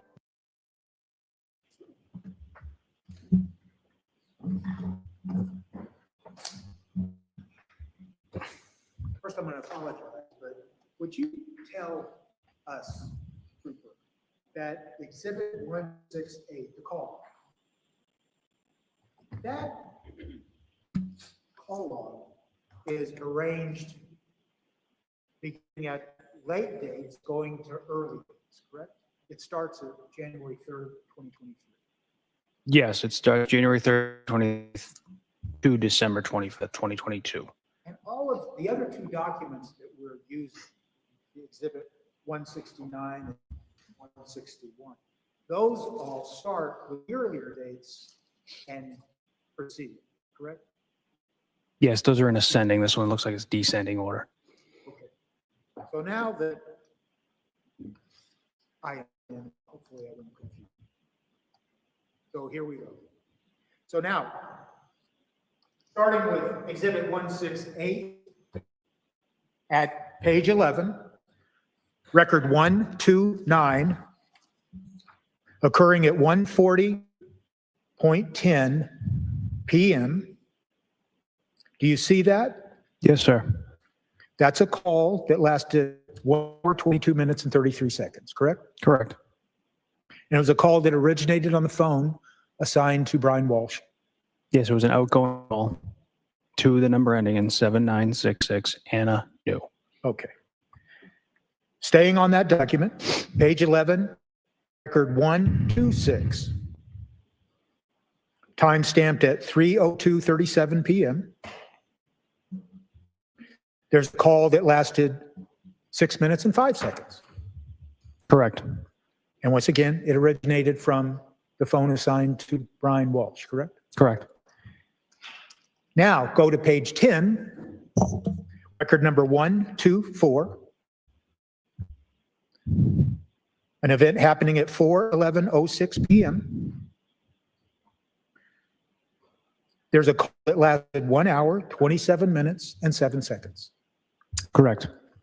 Now that call originated from the phone assigned to Anna Walshe. Yes, that is an incoming call. Are you aware of the fact, based on your involvement in this, that Anna Walshe, her flight was canceled and she wound up driving up from DC to Cohasset? On December 25th, sir? Yes. Yes. And would it be accurate to say that during this time frame, we've just talked about these 3 calls, that's when Anna Walshe is driving from DC to Cohasset? Yes, that could be inferred from that. So it appears from these records that during this time frame, that after her flight's canceled, her phone is texting, the phone is signed to Brian Walshe saying, my flight was canceled, I'm on my way. They're having no less than 3 phone calls between themselves, between their phones, as she drives up. Yes. And then, if you can, look at the screen, and I'm referring to page 2, and the text time-stamped 6:37:46 p.m. on 12/25. It looks like Anna Walshe, or the phone assigned to her, texts, I'm an hour and a half left. Correct. And then as you continue on Exhibit 169, at page 3, time-stamped 7:26:02, it appears that that phone texts an image of a car to Brian Walshe, correct? Correct. Or at least the phone assigned to him. And the photo looks like it's a photo of a Porsche. Yes. And now if you refer to Exhibit 161 at page 14, record 193, time-stamped 8:28:12 p.m.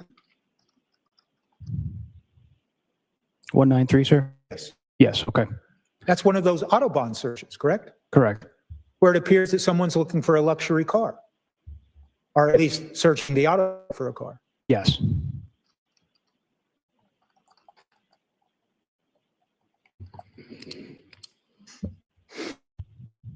If we go now to Exhibit 169, and we're looking at page 3, we see the timestamp 10:34:50 p.m. Yes. And it involves a property listing, Zillow. Correct.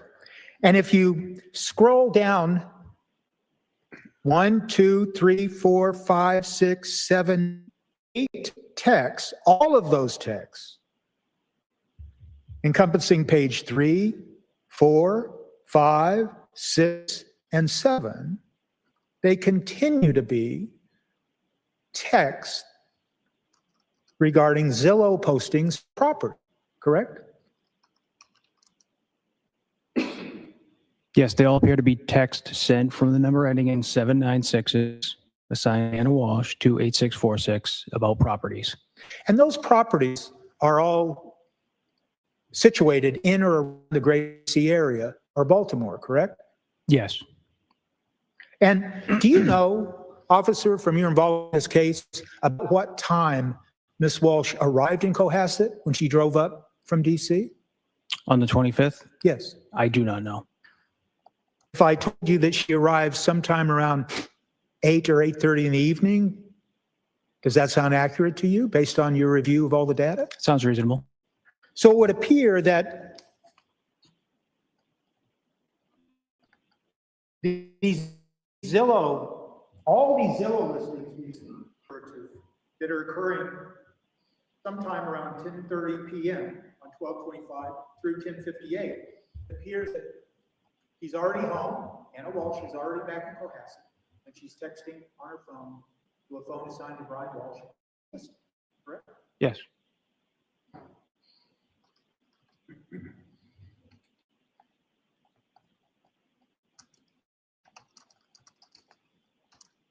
Now we're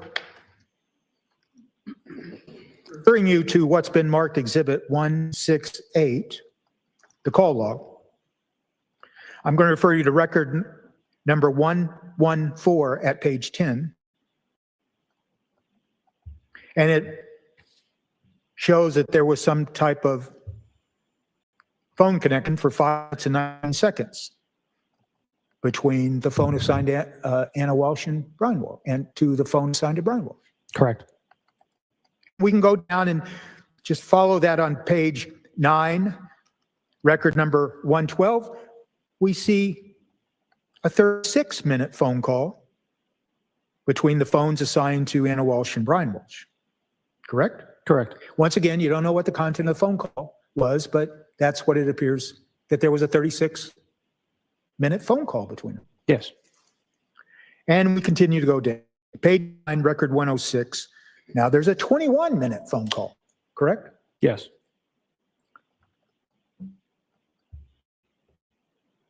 Now we're on Exhibit 161. Now we're on a different date. We're on the next date. The 27th of 2022. I'm going to refer you to record number 316, page 22. You recognize that entry on Exhibit 161? What was the page number, sir? Sorry, I put the 168 down. That's fine. Page 22, record number 316.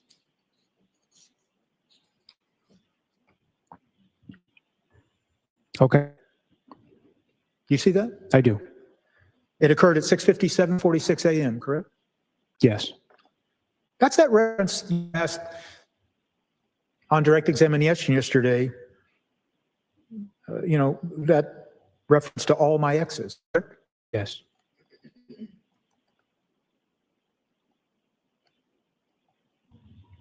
And then on the same day, and now we're looking at Exhibit 168, the call log. We're going to refer you to page 9 and ask you to look at record 104. They begin a series of phone calls, 3 phone calls, 10 minutes and 43 seconds, 1 minute and 1 second, a third one, 26 minutes and 21 seconds, all originating from the phone assigned to Brian Walsh, Anna Walsh. Do you need me to tell you exactly what the records are? I apologize. Yeah, could you go again with the record number, sir? Yes. 4, okay, 102, and 100.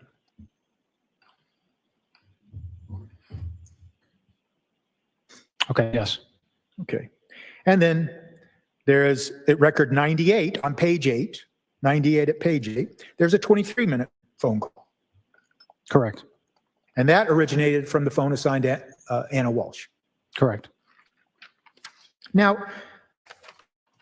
I want to refer you to now the text messaging that's been entered as Exhibit 169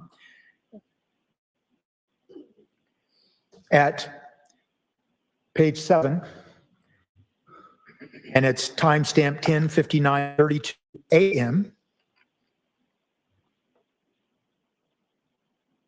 And it appears that the phone assigned to Anna Walsh texts, when can they have the thing signed? Do you see that? I do, sir. And immediately following that, in the call log, Exhibit 168, is a phone call that lasts 6 minutes from the phones assigned to Anna Walsh and Brian Walsh. And it originated from Anna Walsh's phone, didn't it not?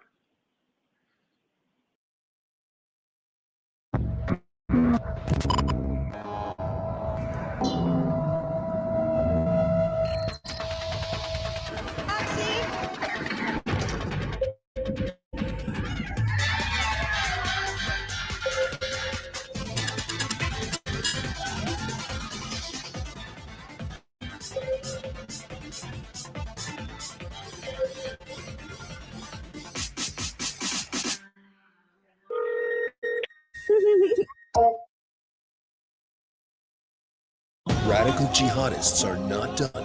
Iran promises death to America. They've built sleeper terror cells in the U.S. They support terror groups out to destroy Israel, including Hamas, whose founding charter calls for Islam to dominate the world. Young people have been educated to believe that the most sacred thing they do is stab a Christian in the heart. The only democracy in the Middle East that supports religious freedom is Israel, standing for freedom, not terror. 96 on the same exhibit, 11:05:17 a.m. A phone call that lasts 6 minutes and 54 seconds. Now, we're going to jump down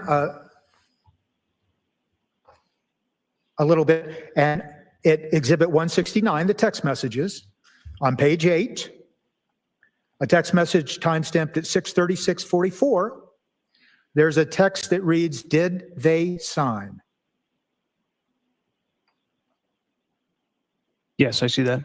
Then you see a text following that, the very next text, timestamped at 6:39 p.m. in Exhibit 169, and it looks like it originates from the phone assigned to Anna Walsh, and she says, "I emailed Stephen to see if he helped with the paperwork," correct? Yes. And then as we go through these text messages, the next text message is phone assigned to Brian Walsh. She said they signed. That's the text message. Yes. Then the same phone text immediately thereafter, "Let's get this deal done." That's correct. And then there's a text from Anna Walsh, apparently, or the phone assigned to her immediately thereafter. Did she text you? You see that? Yes, I do. And the phone assigned to Brian Walsh says yes.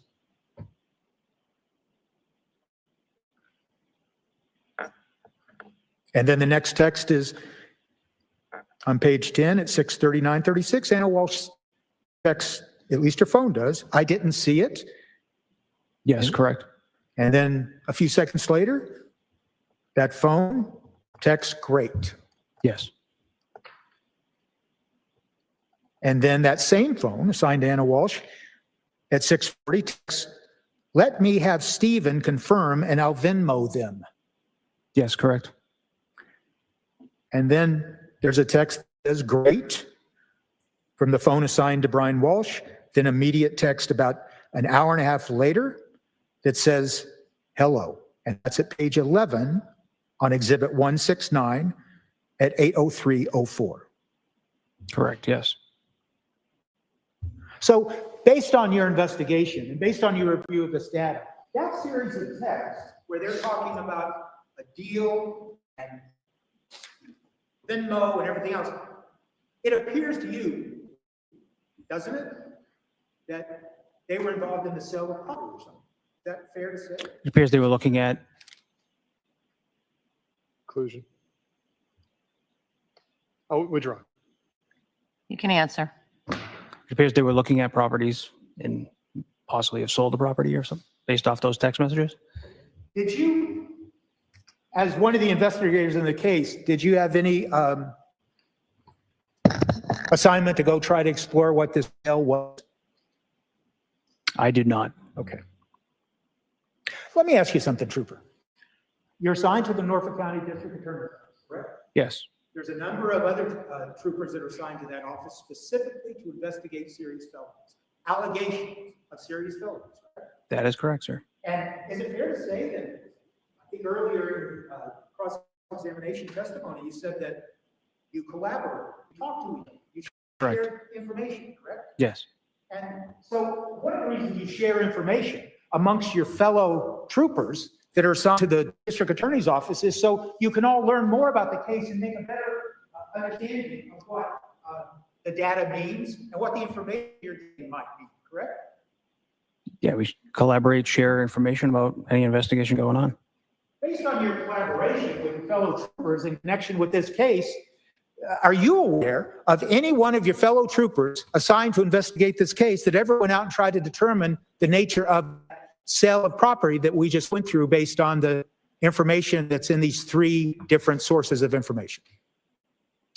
I believe so. And do you know what the sale of property was?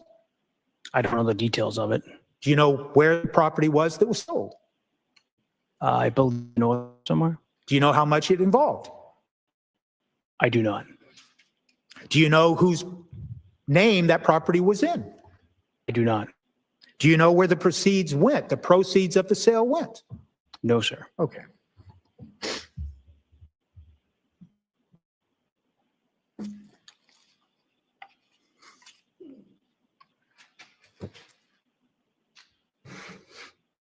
I want to ask you, refer to Exhibit 169 on the screen. It'll be at page 11, text timestamped at 8:03:04 p.m. And there is a text coming from the sign Brian Walsh that says hello. Yes. It's followed by a text that says from the phone assigned Anna Walsh, phone died. Correct. There's a text that immediately follows that, indicates a screenshot of a phone. Yes. Is that correct? Yes. And then a text that immediately follows, literally, that's the word that's used, and coming from the phone assigned to Anna Walsh. Yes. And then a text that follows about 2 minutes later, coming from the phone assigned Brian Walsh, where he simply says hello. Yes. Then an immediate text after that from the phone assigned Brian Walsh. You need a new phone? Correct. And then there is that text where it appears at 6:18:55 a.m. at page 14 on Exhibit 169, where Brian Walsh, the phone assigned to Brian Walsh, is texting location data to 1001 Attic Avenue Northwest, a Verizon store. Yes, it appears to be an address to a Verizon store. Okay, and that's what we talked about a little bit before, right? Yes. But now we have it in context, don't we? We realize that there's text going back between these phones of Anna Walsh's phone seem to not be working, right? And then the phone assigned to Brian Walsh finds the location of a store and sends it. Yes. And if you just keep going down those texts, the next text, the phone assigned to Anna Walsh, she says, thank you. Yes. Okay, now we're changed to the next date, 12/28/22. We're looking at Exhibit 169, and there's a series of texts that begin at 7:10:59 a.m. on page 14, and the phone assigned to Anna Walsh says, "We'll work from home today," correct? Correct.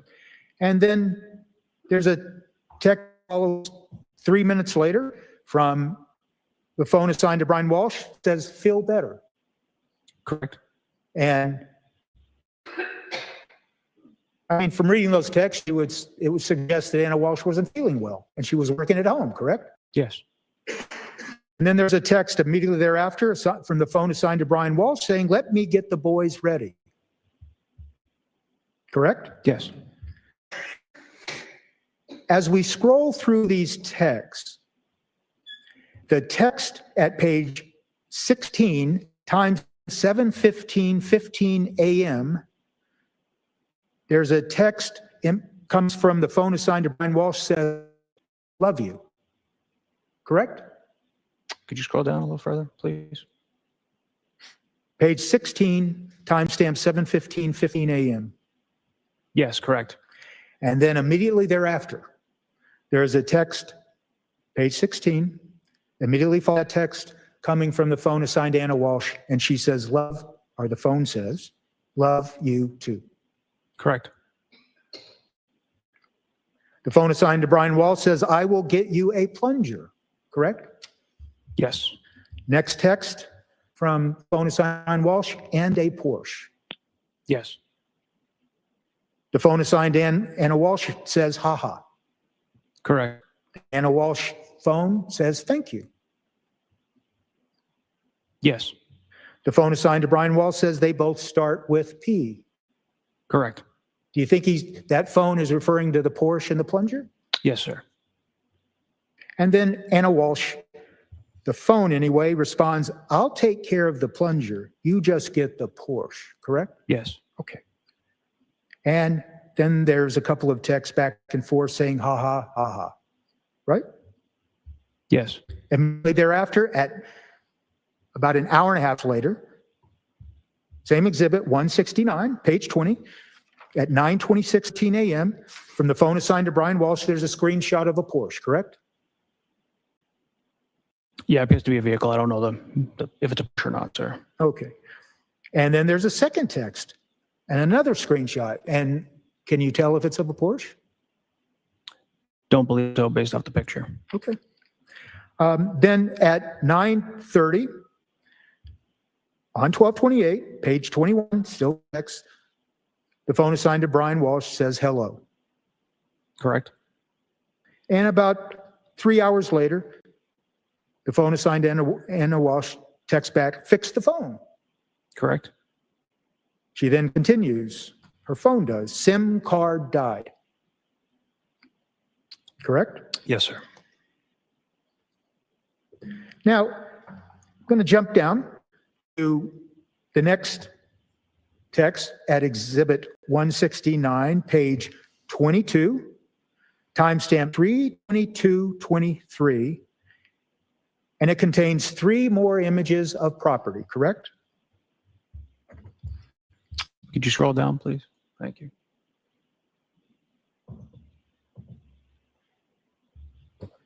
Yes, sir.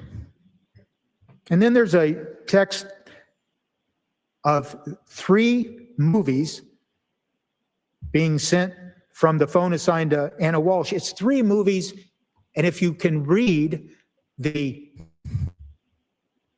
related data to those movies, does it indicate to you, based on your experience as a forensic digital specialist, that those movies have to do with the property postings?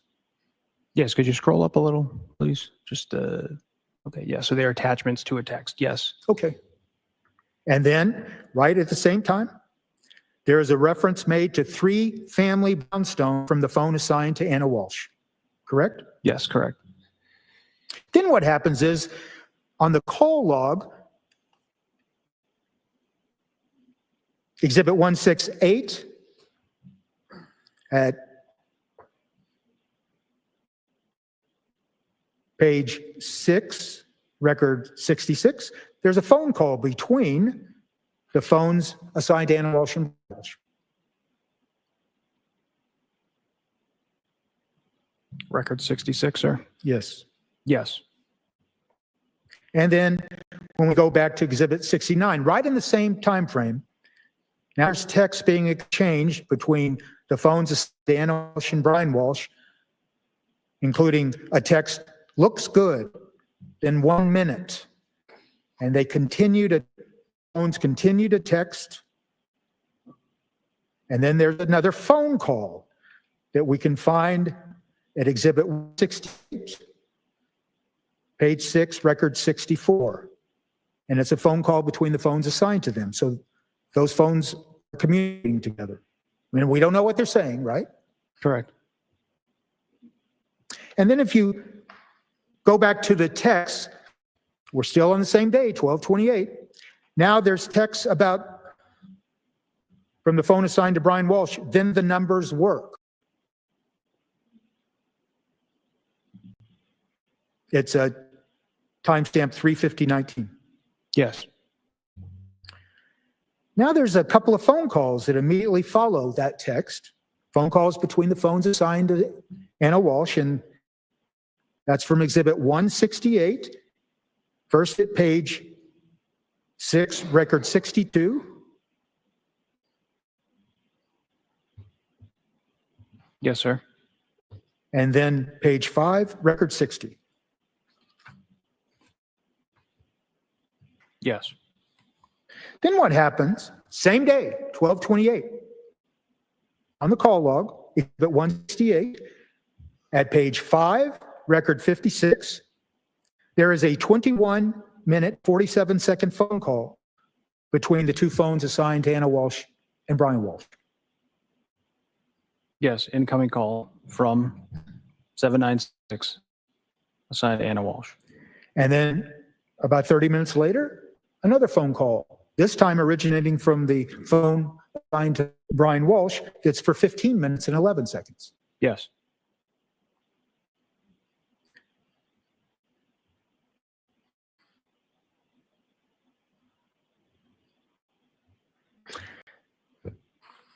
If you continue to scroll through the text messages that are contained in Exhibit 169,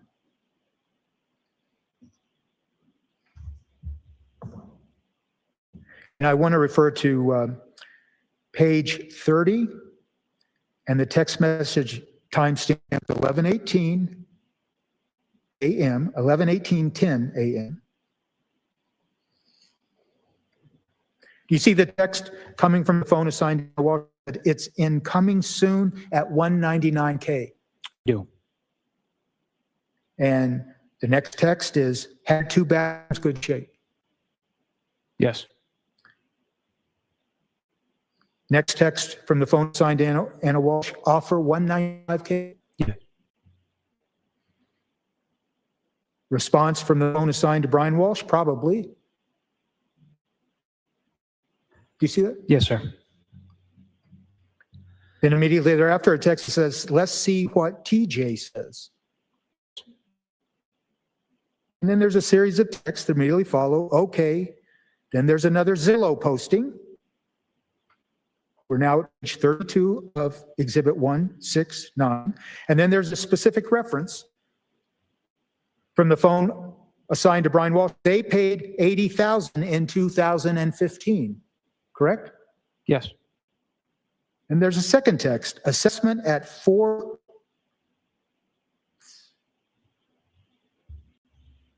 What's that text say? At 11/21/31, page 30. Assessment at 120K, 120K. Thank you. You're welcome.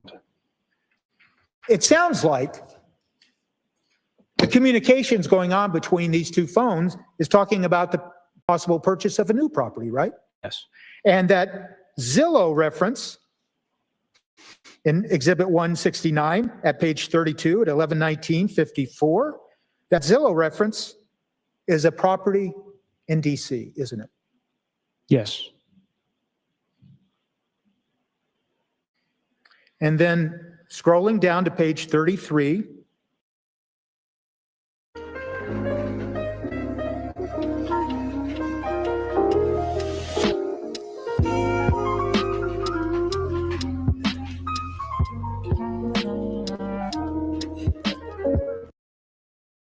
and what does zesting mean? Do you have any idea? The estimate of the property. Okay. And then the next text is our unit is really 1820 square feet. Correct. Yes.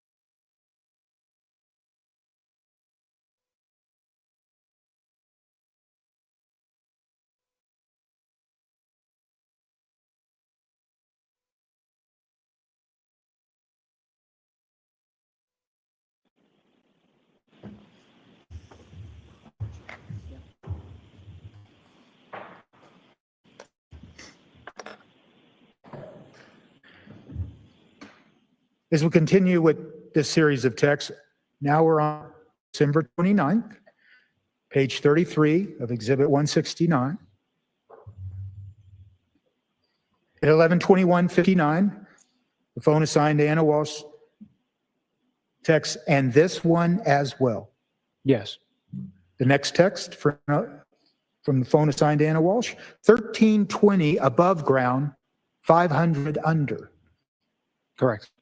Do you know what the reference to the context is for that text? 1320 above ground, 500 under. The possible square foot of the property. Okay. And then the next text coming from the phone assigned to Brian Walsh. Let's see how much work it needs. You see that? Yes. Then there's a text, are they renting it out? Yes. The next, makes sense to take it down hard. Correct? I see that, yes. And then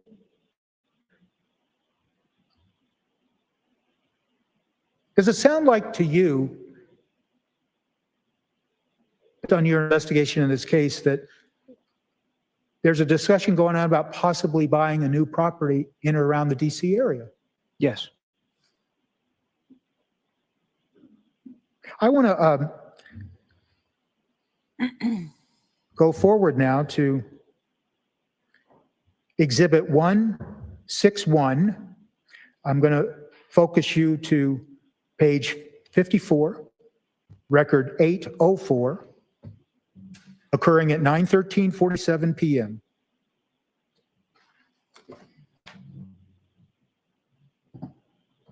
And there's a reference once again to the Mazda building in Washington. Oh, I'm sorry.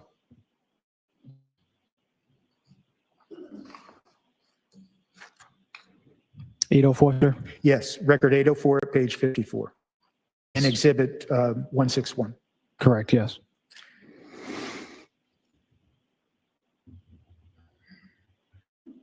Then returning now to the text of exhibit 169 on 12:30, page 40, a text occurring at 6:01:24 a.m. from the phone assigned to Brian Walsh. Flight on time? Question mark. Yes. From the phone assigned to Anna Walsh. Hi. Yes. Phone assigned to Anna Walsh. Next text so far. Correct. Next text, yes, from Anna Walsh's phone. Correct. Next text from Anna Walsh's phone. Boarding now. Yes. Next text from the phone assigned to Brian Walsh. Wait. Correct. Next text from Anna Walsh signed. Ha. Correct. Then the next text immediately following that from the phone assigned to Brian Walsh. Did you get test? And then the next immediate text that follows is word rest. Yes, correct. Does it appear to you that the texture intended to say, did you get rest, and change text to rest? Objection to conclusion. Sustained. Okay. Then the next text is awake early, see, and that comes from the phone assigned to Anna Walsh. Correct. And at page 43 in Exhibit 169, the phone assigned to Anna Walsh simply says a little. And then that phone says it was a big Thursday night. You see those texts? I do, sir. And those are at 6:02 a.m. on December 30th. Correct.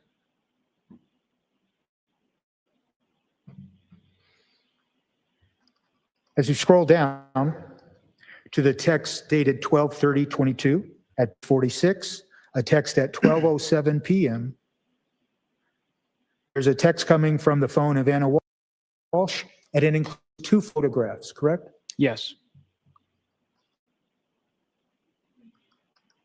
And I believe the photographs are blurred, but based on your review, do these photographs include pictures of a female, a young?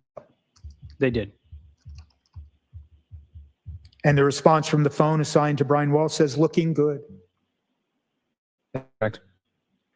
Then immediately thereafter, I should say not immediately, but 3 minutes later, a text coming from the phone assigned to Anna Walsh, and it includes another photo of, if you know, a female and a young child. Correct. And then a text from the phone assigned to Anna Walsh, hanging out hard. Correct. If we move down to the text at 49, page 49, timestamped 1:26:49 p.m., there is a text coming from the phone assigned to Anna Walsh, and it appears to be a movie. Do you see that? It's timestamped 1:26:49 p.m. Hold on one second, sir. Sure.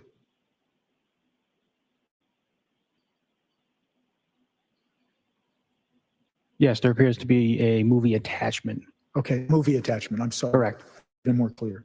And then we see in the call log, Exhibit 168, at page 2, record number 20, record number 18, record number 16, they're all on page 2. We see a series of phone calls between the phones assigned to Brian Walsh and Anna Walsh. Do you see that? It's all on page 2, records 20, 18, and 16. Yes, I see those, sir. Okay. And then back to Exhibit 169 at the relevant time period, about an hour later, at page 50, there is a text coming from the phone assigned to Brian Walsh that contains 7 photographs, correct? Yes. And if you recall, I understand that the photographs are blotted out, but if you recall, they're photographs of a woman and a boy. Sure. So what we have here, what you've just described to the jury, is when we put all the data together from primarily 3 sources: the call log, the text messages, and the data from the work you did in extracting the data from the iPhone. We see that all of those data, when looked at, they help frame a picture of communications about buying property and selling property, shopping for a Porsche, trading pictures between each other, all in the time period encompassing December 25th, leading up to December 31st of 2022. Isn't that right? This shows communication between Brian and Anna Walsh from December 25th through December 30th. We only went to the 30th, sir. And to be fair, it shows communication between phones. Yes. Text message, phone calls, communication between those 2 devices during that time period.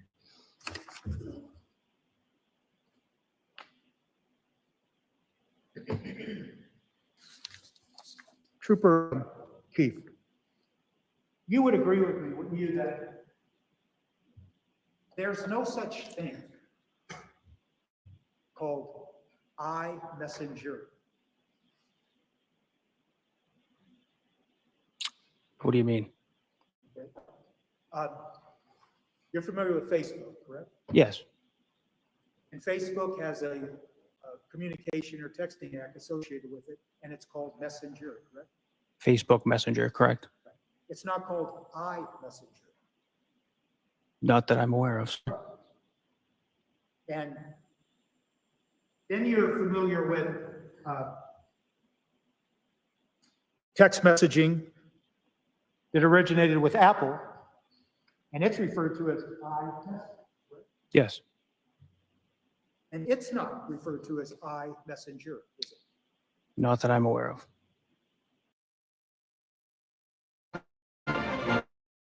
We're here celebrating my birthday. We're having our 56th anniversary. Gave this to me as one of my Christmas presents. Mother. Facebook Messenger postings on someone's phone from someone's Facebook account if that person, the holder of the Facebook account, permits that person to see their Facebook Messenger communications. Depends where you got the data from, sir. Okay. You did not find anything on the Apple iPhone 13 mini of any Facebook Messenger postings between Anna Walsh and a person named William Faster. Specifically Facebook Messenger? Yes. Between those two? On the iPhone 13 mini? Yes. Not that I recall. You did see, didn't you, a Facebook communication on that iPhone mini between Anna Walsh and a man named Michael Redmond on December 25th of 2022. Didn't you? I would have to see the documents, sir. Can I do these? I think I'm gonna have to. Okay. Why don't we go?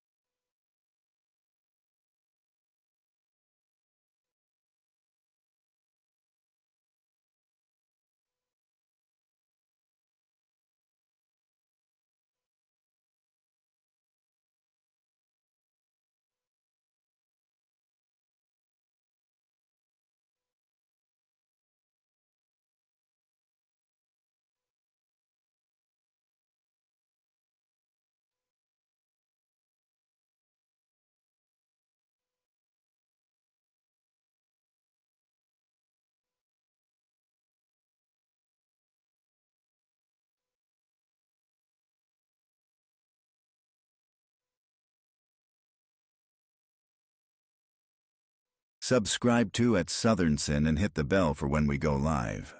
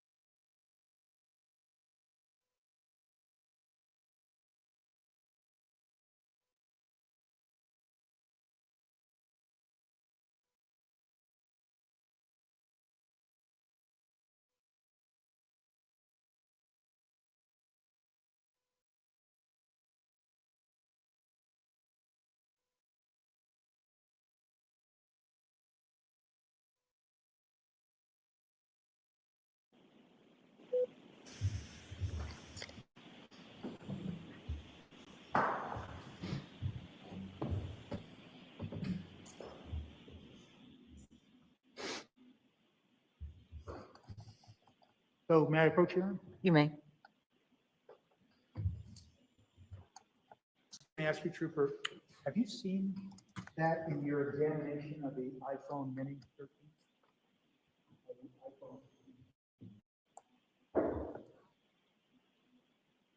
If you haven't, that's fine. I can't tell what device this was extracted from, sir.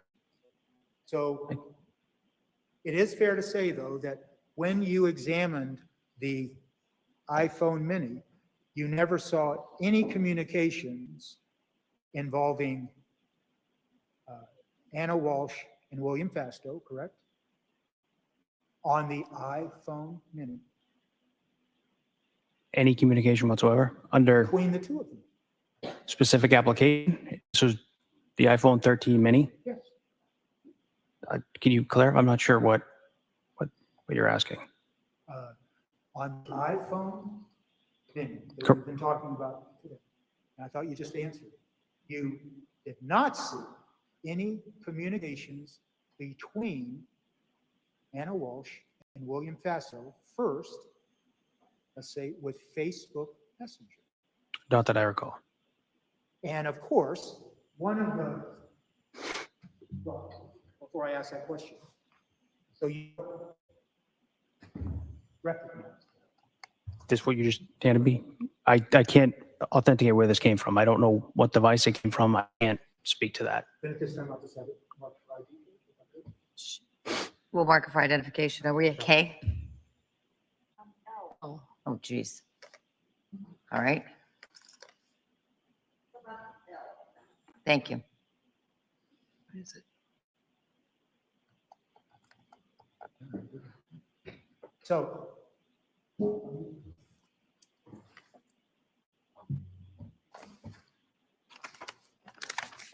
now, look, you said to my question, said I don't recall if you saw communications on the iPhone Mini between Anna Walsh and William Fastow using Facebook Messenger. Correct. You don't recall. I don't. Of course, in the nature of this case and the fact that you are assigned to the Norfolk County DA's office, and it would be pretty important, wouldn't it, if in fact you found messaging that was between Anna Walsh and William Fastow on the phone assigned to Brian Walsh. That'd be important stuff, wouldn't it? Yes. And as you sit here today, and I ask you a very simple question, did you see any Facebook Messenger messages between Anna Walsh and William Fastow? You said, I don't recall. But that'd be right, that's what you said. Yes. You would agree that's pretty important. That would be pretty important evidence if you found that on that phone, wouldn't it? Yes. And you would agree that with regards to Apple iMessage, text message, you didn't find any iMessages appearing on the phone assigned to Brian Walsh, iMessages between Anna Walsh and William Fastow, correct? No.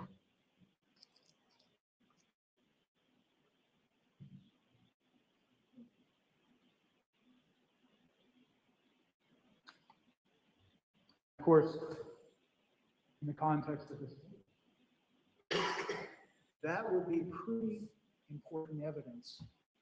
If you found any communications, whatever form, on the phone assigned to Brian Walsh, communications between Anna Walsh and William Fastow, wouldn't it? Yes.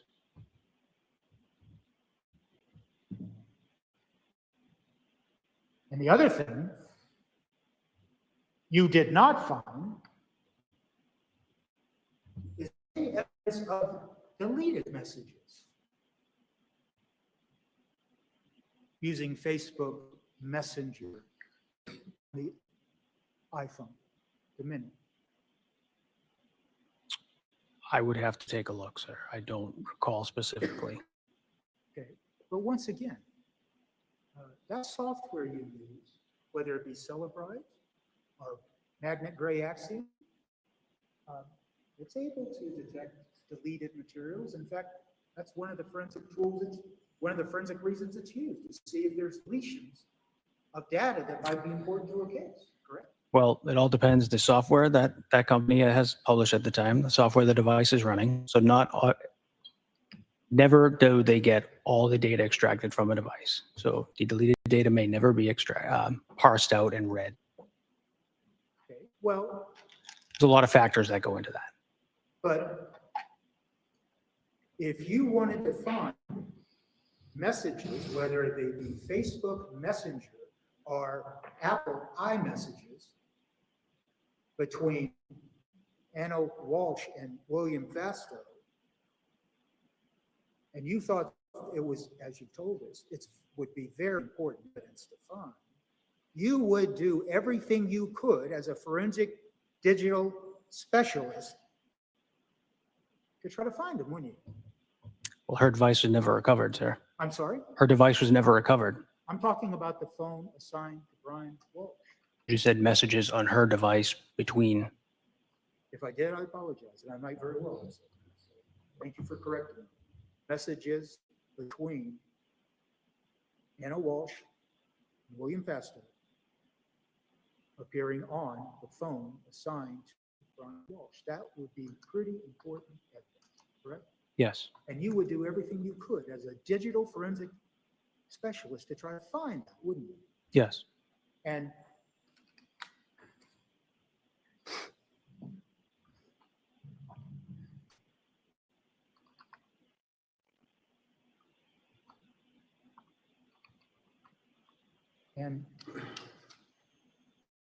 that's it for me.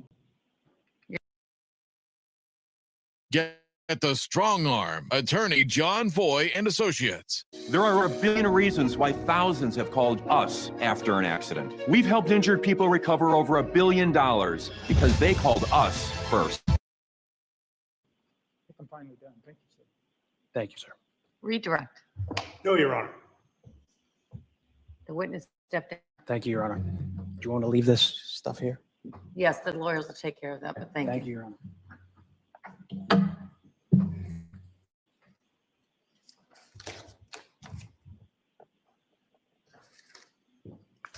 Commonwealth may call its next witness.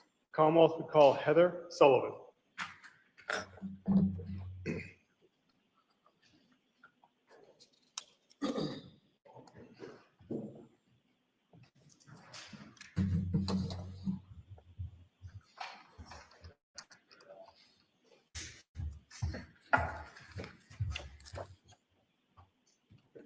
Please clerk for me, raise your right hand. You solemnly swear or affirm testimony you'll give in the cause now and hearing will be the truth, the whole truth, and nothing but the truth, so help you God. Thank you. You can see it. Watch your step.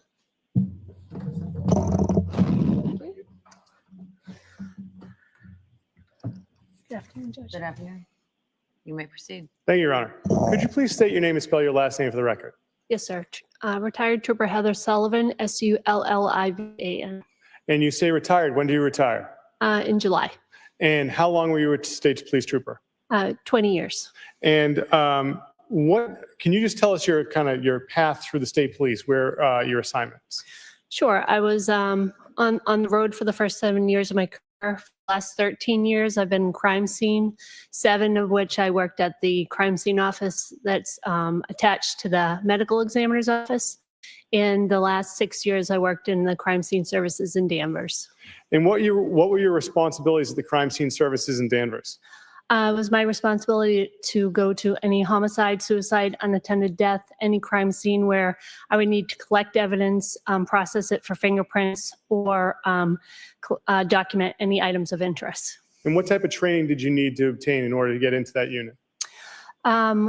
We had on-the-job training, but it was years and years of training. Every year we have some sort of class, proficiency tests in crime scene, videography, documentation, evidence collection, tire track, footwear, and fingerprints. You say proficiency, those areas, did you pass your proficiency tests? Yes, sir. And are you familiar with competency tests? Yes. Did you pass your competency tests? Yes, sir. Now, I'd like to ask you some questions about January 9th of 2023. Did you have the opportunity to be involved in an investigation that initially started in Swampscott that afternoon? Yes, sir. Where did you respond to in Swampscott that afternoon? 330 Paradise Lane. It was an apartment complex, and I was called there by Norfolk County Detective Unit. And what time do you think you got there? About 1,400 hours. And Ms. Gilman, can we have what was marked as Exhibit 90? It's a photograph. And forgive me, I don't have the file in front of me.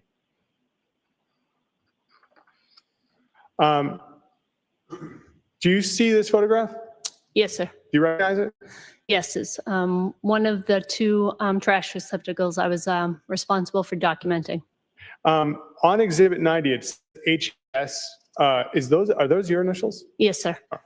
And could we have Exhibit 91? And do you recognize this image? Yes. What is this? It's a trash compactor at the same location that I also documented. Now, what was done with those two, the trash compactor and the dumpster? I, like I said, documented with photographs all the way around, and then we were going to search it at a different location. And did you go to that different location? Yes. Where was that? 300 Forest Street in Peabody. It was Greenworks Republic's transfer station. Ms. Gilman, can we have Exhibit 107, which was, I believe, 56556? Thank you. Now, does this look like where you went to in Peabody? Yes. Okay. So once you got to Peabody, what was done with the two dumpster? What was done with the dumpster and the compactor? I'm sorry, I didn't hear you. Oh, no, my bad. What was done with the contents of the dumpster and the compactor once you got to Peabody? They were separately transported to this location, 304th Street, and they marked off an area. I documented it before they dumped the trash, and then individually, they started with one of the trash receptacles, dumped that, and spread it out so we could go through it and search it. So, and who did that process? Who dumped it out and searched it? So the company who transported the receptacles, they're the ones who dumped it, but they put it in a location where we could go through it methodically. The CERT team, which is a special emergency response team, there's about 10 of those individuals who were there to go through the individual trash bags. And what were the conditions like while everyone was doing this? As far as weather. Oh, it was it's January, so it was very cold. And it was outdoor location. Looks like it's indoor, but it's half indoor, half outdoor. And so when the CERT team would get to a bag, would they open several bags at once, or how would they do it? So they did it methodically. So they each, kind of tacked it together. They went through each individual bag, looked to see. We actually had a meeting about what we were looking for, so they knew what to look for. If they found anything that they possibly that was of interest, they would flag me down, I would photograph it, and then if it was something that the detectives wanted to collect, we would collect it and spread it out so we can document it further. So could I, at this point in time, Ms. Gilman, could we have Exhibit 125?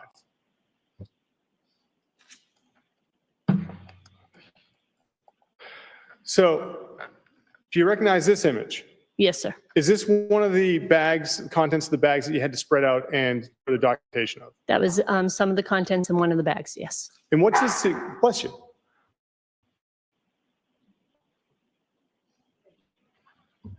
What is the significance of the yellow placard?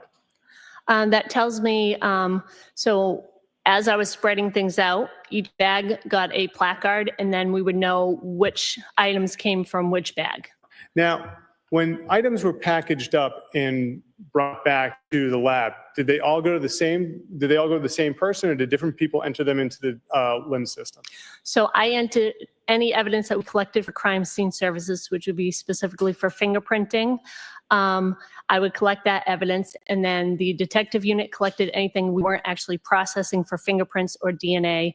And then another person from the forensic scientists unit, also in the crime lab, they collected anything that they would be testing for DNA specifically, and only that. Okay. And so these items here, were they tested for fingerprints? They were collected by my lab and sent to the Boston lab because it was their, basically their area that the incident occurred. So they took that evidence and they fingerprinted it. Now, but you were able to enter these into the LIMS system, correct? I entered anything that I collected, documented it, collected it, tagged it, and put it in the LIMS system. All right. I may have a moment, Your Honor. Yes?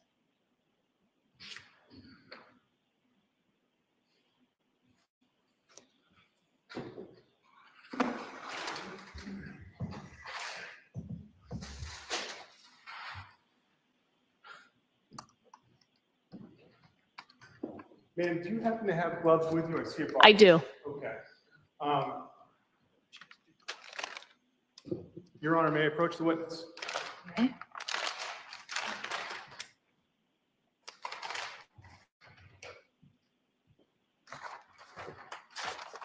For the record, I'm bringing you some parking paper just in case you need it.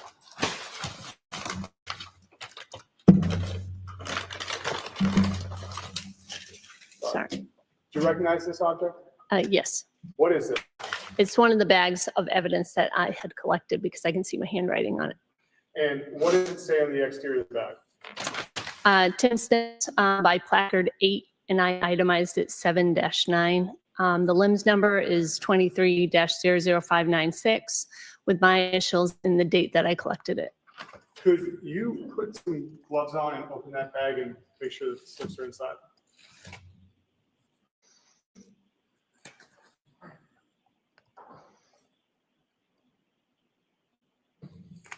Do you mind if I stand? No, go ahead.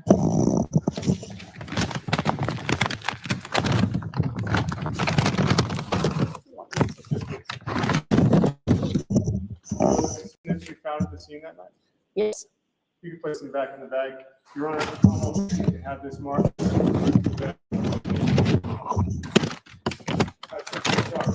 Commonwealth would seek to have the tin snips with the bag marked as the next exhibit. All right, no objection.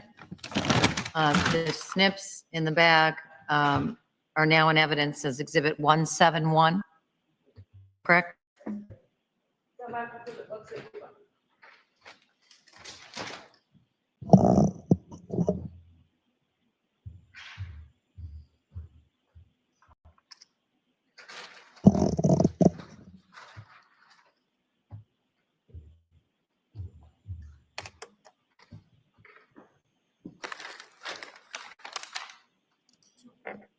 May I approach Your Honor? You may. Ma'am, do you recognize that bag? I do. What is that? It's a brown paper bag, item 7-10, which I itemized in LIMS, and it's a hacksaw, and it was placard 8 as well. Could you open that bag and make sure the hacksaw is inside? If it is, could you please do so? It is. Without going to make anything of a mess, but thank you. Thank you. Could you return it back?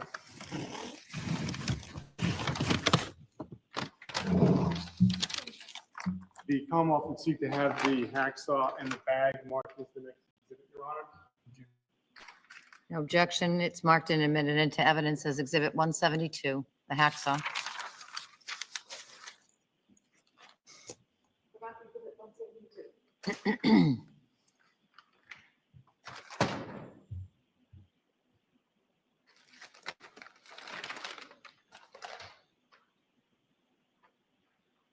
May I approach, Your Honor? Yes. Thank you, Your Time to go. Come on.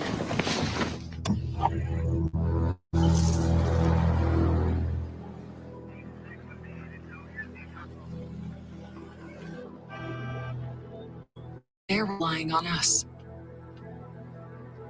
Are we gonna be okay? We're relying on you. Please donate now. Cuddy Link by Cuddy Back. One cell plan, 23 cameras, $10 per month. Scout big, spend small, save big bucks. Works everywhere, even in LTE dead zones.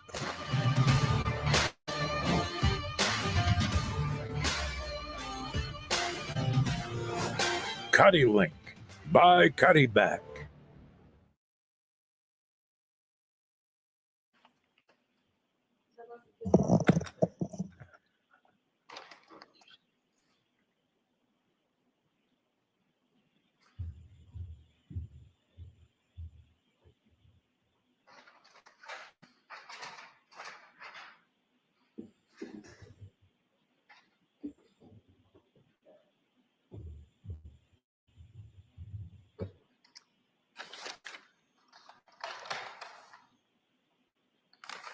May I approach her? Yes. Do you recognize this bag? Yes, sir. Could you open it and could you tell us first what is it? It's a bag with packing tape, item 7-12. Could you open it and look inside and confirm that the bag tape is up?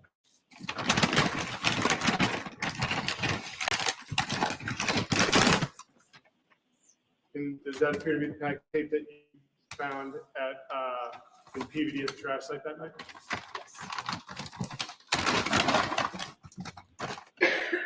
The Commonwealth would seek to have this bag with the packing tape marked as the next exhibit. It is now, the packing tape on evidence as 174.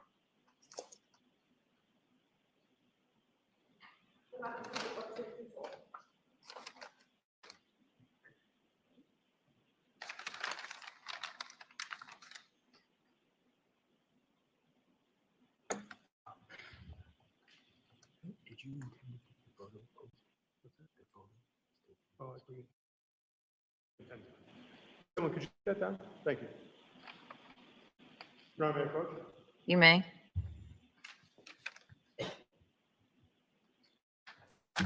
Ma'am, do you see that bag? Yes. Do you recognize it? Yes, it's a brown paper bag with a hatchet in it, item 7-13. Could you open that bag and confirm the hatchet's inside?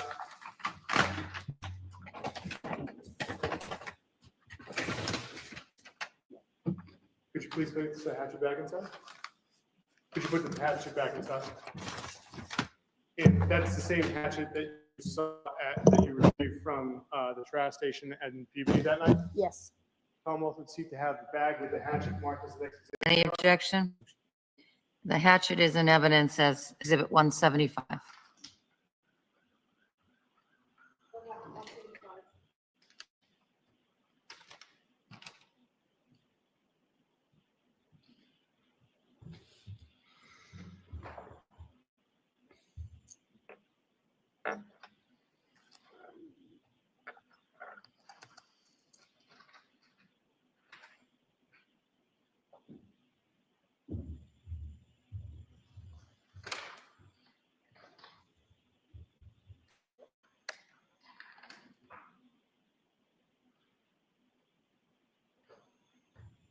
May I approach, Your Honor? Yes? Do you recognize that bag? I do. And what is that? It's a bag. Actually, don't know what's in this. Craftsman shears. Craftsman shears. Yes. Could you open the shears inside? Sure.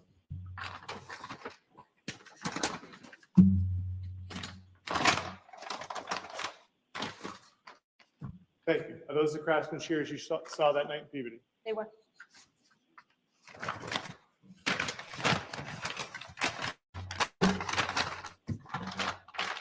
For the record now, if the shears are back in the bag, Your Honor, the Commonwealth would seek to have the bag with the shears marked as the next objection. What's the LIMS number on that? Is it 714? 714. All right, the shears 714 are in evidence. 176.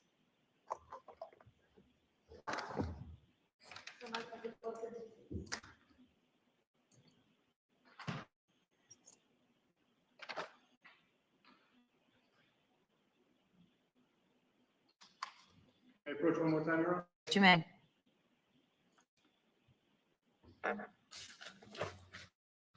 Recognize that bag? I do. What is that? It's a bag with a measuring cup in it, item 7-15.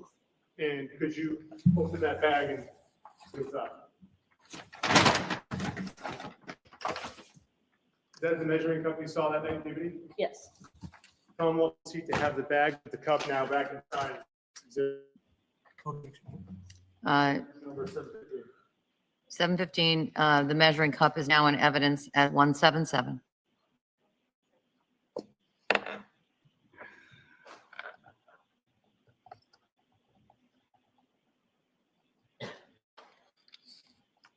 So I take it you took these items back to the lab and entered them into the LIMS system. I did, sir. And you didn't do any further work on these items once they were in the LIMS, once they were entered into the crime lab evidence system. Correct. May I have a moment? Yes? Thank you.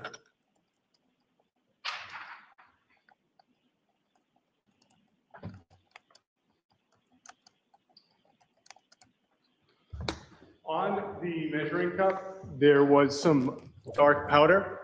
Do you remember seeing that? That wasn't like that when I packaged it in the beginning. And now, in your training experience in the crime lab, do you recognize that type of substance? Seems to be black fingerprint powder. And one of the reasons you took it to the crime lab was to be fingerprinted? Nothing further, Your Honor. Cross-exam.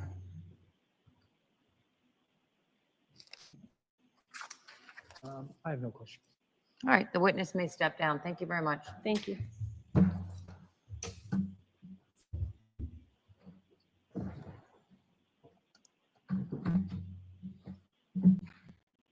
Call 3 calls. Next witness. Call Richard Atkinson.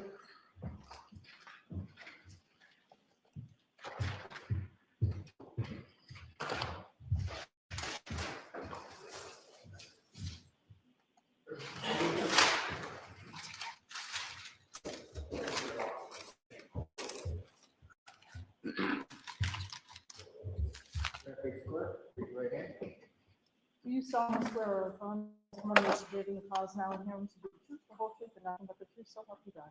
Yes. Thank you, sir.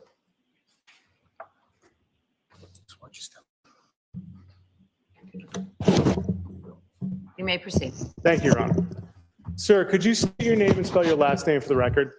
Sure. Richard Atkinson, Atkinson. And where do you work, sir? I work at the Office of the Chief Medical Examiner in Boston. What is the Office of the Chief Medical Examiner? It's where the medical examiners in Massachusetts work. And what does a medical examiner do? A medical examiner is a doctor who's in charge of examining the bodies of people who are deceased to determine their cause and manner of death. And how long have you been with the Office of the Chief Medical Examiner? I've been there 11 and a half years. And could you tell us your educational background? Sure. I have a 4-year degree from Stony Brook University in New York. I then did a 4-year MD at Columbia University College of Physicians and Surgeons. I then did a 3-year anatomic pathology residency at New York Presbyterian Hospital and Stony Brook Hospital. And then I did a 1-year fellowship in forensic pathology at the office where I currently work. And so I take it that worked into you starting your career at the OCME? Yes. Now, do you know what it means to be board certified? Yes. What does it mean to be board certified? To be board certified in a specialty in medicine, you usually have to finish the residency in that specialty and complete a certain number of cases or see a certain number of patients and then take a test. And are you certified in any areas of medicine? Yes. Which ones? I'm certified in anatomic pathology and forensic pathology. And can you tell us what is forensic pathology? Sure. Forensic pathology is the branch of medicine that's involved in determining the cause and manner of death and manner of death of people who die of not obviously natural causes. And what is anatomic pathology? Anatomic pathology is a bigger umbrella term that refers to diagnosing disease by looking at tissue or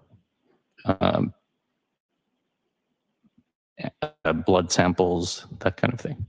Now, can you tell us, sir, what happens to a body within the first hour of death? Several things can happen. Usually there is rigor mortis within a couple of hours. It can, however, almost immediately occur after a person's death. That's just when the muscles tighten up in the position that the person died in. There's also something called lividity or livor mortis. That's when all the blood in the body, once the heart stops beating, settles down to the lowest point. So if you're lying on your back, it will roll to your back and give you a pink discoloration of your back, and also a white discoloration of your front. Now, sir, what is an autopsy? An autopsy is just an examination of the body of someone. A dream vacation becomes a nightmare. Who murdered Monica? Tons of clues, evidence in your hands. Think you can be a detective? How many autopsies have you performed? I've performed just over 1,500 full autopsies, about 2,700 additional examinations that weren't full autopsies, and I've supervised 300 additional full autopsies. How long does an autopsy take? It depends. An autopsy can take less than an hour if it's simple. It can take all day if it's a difficult case. And how, you said the external and internal, how do you begin the external examination of a body during an autopsy? We examine the clothing in some cases. We examine the external surface of the body by taking photographs, by drawing our findings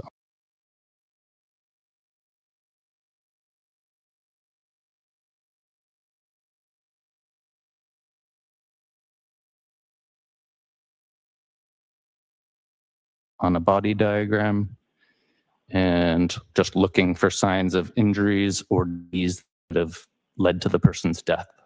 And what consists of the internal portion of an autopsy? The internal portion is removing the organs, also looking for signs of disease or injury, and sometimes removing items like bullets that may have killed someone.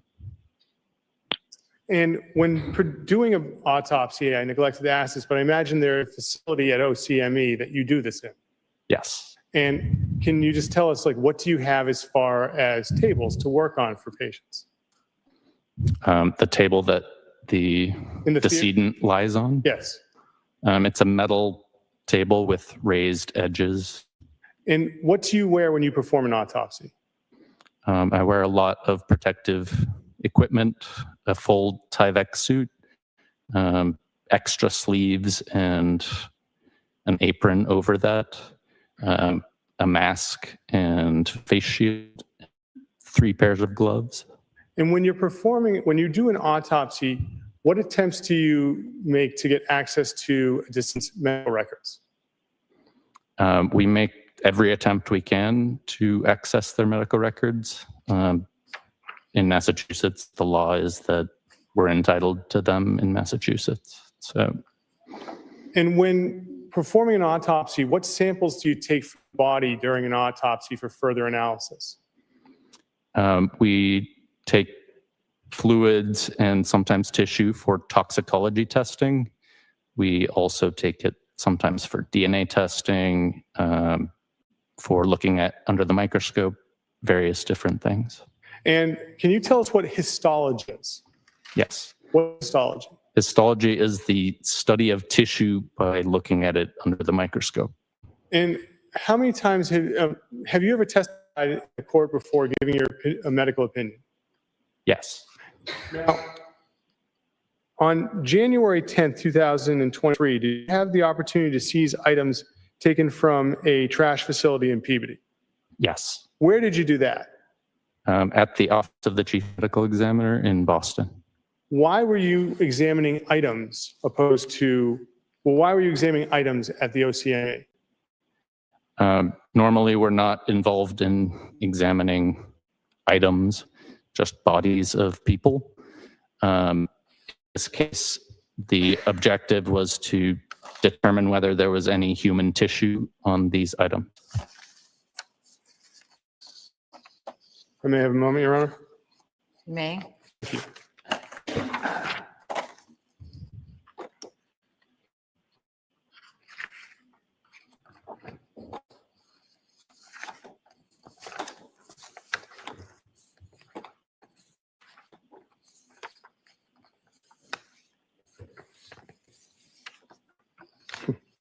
Okay.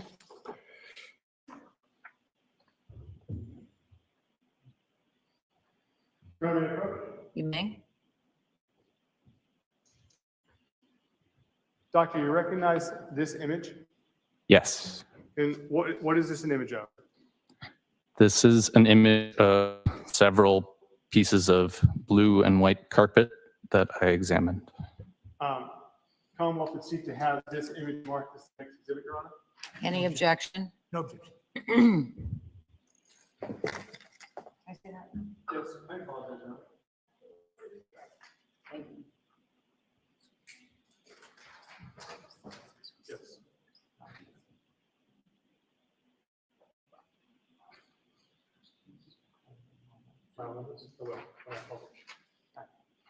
Thank you. I will also put it in the record.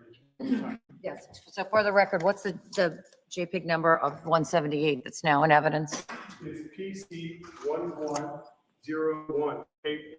All right, the photo of the rug with that JPEG number is now in evidence as 178.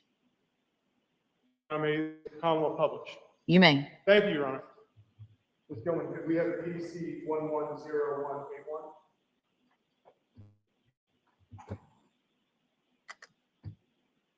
Doctor, can you see that? Yes.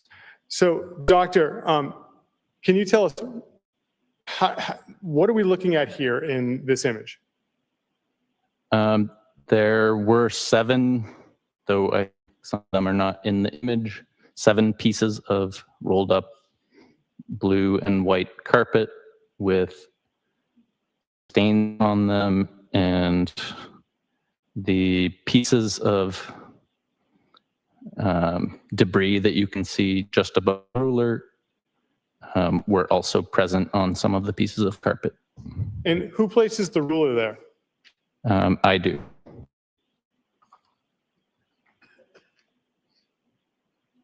Ron, may I approach? You may. Recognize this image, sir? Yes. Is that one of the pieces of carpet that you had the opportunity to examine? Yes. Your Honor, the Commonwealth would seek to enter into evidence PC 110195, image of carpet.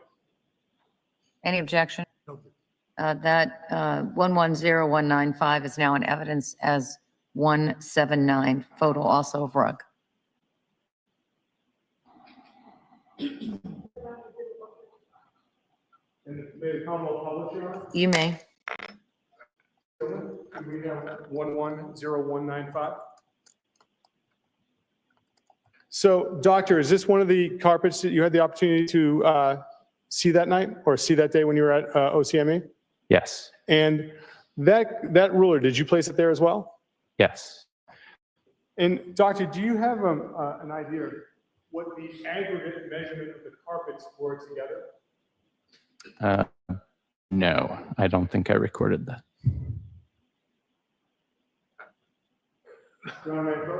Yes? Doctor, do you recognize this image? Yes. Is this another one of the pieces of carpet you had the opportunity to examine? Yes.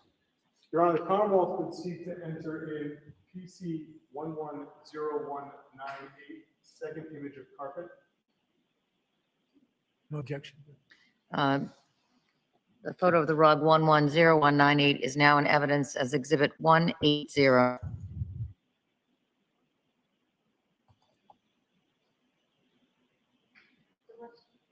Is that a good place to stop for today? Yes, Your Honor. All right, I'll see counsel at the side of the bench.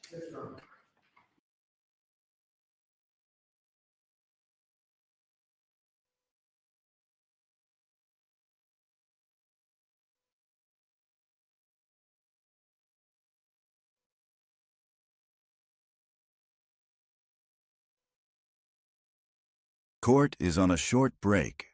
Don't go anywhere. The action will be right back on at Southern Sin.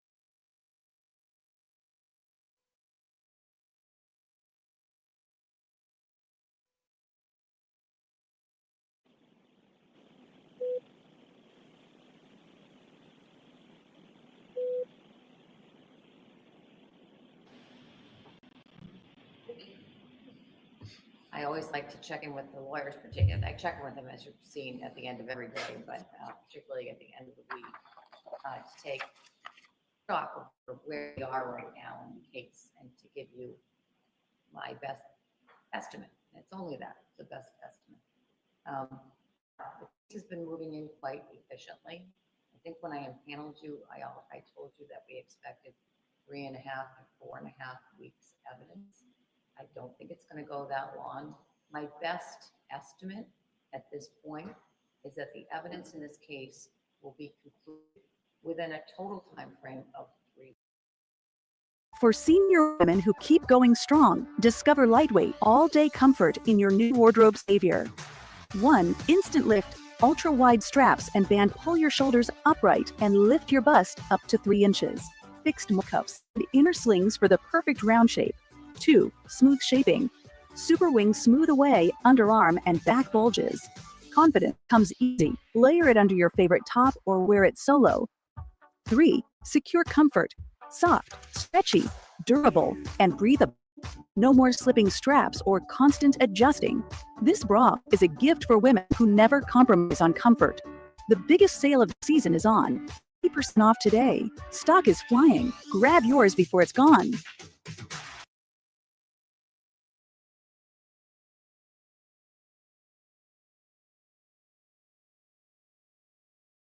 Across the country, the LGBTQ+ community is under attack, but they'll have to get through us first. Every day, Lambda Legal is in court fighting back. But we don't do it alone. With every act of support, you stand with us. Together, we'll hold the line.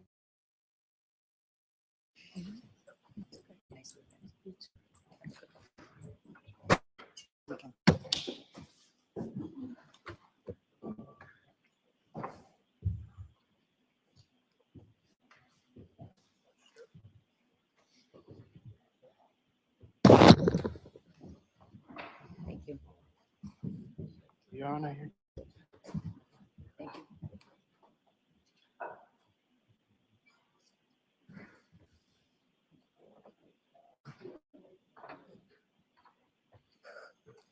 Thank you. Nice to counsel beside me.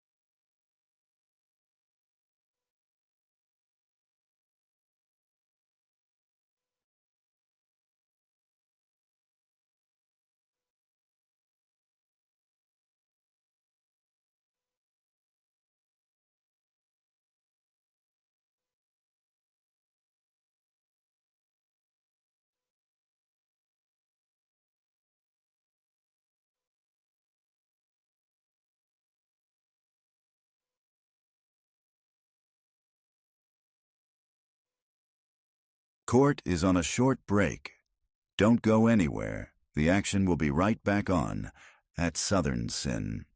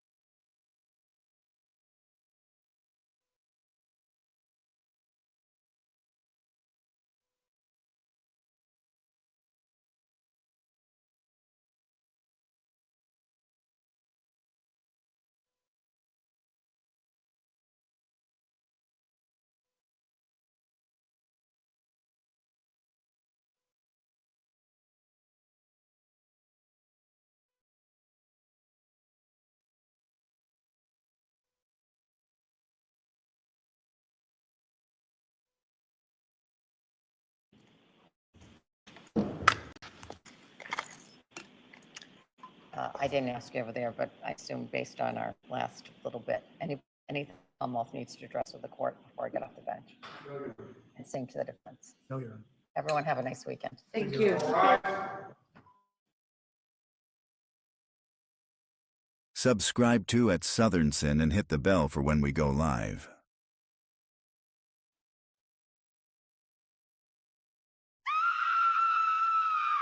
True crime just got darker. Catch the full episode on the link above. Subscribe to at Southern Sin today and hit the notification bell for more live original episodes Wednesdays at 8 p.m.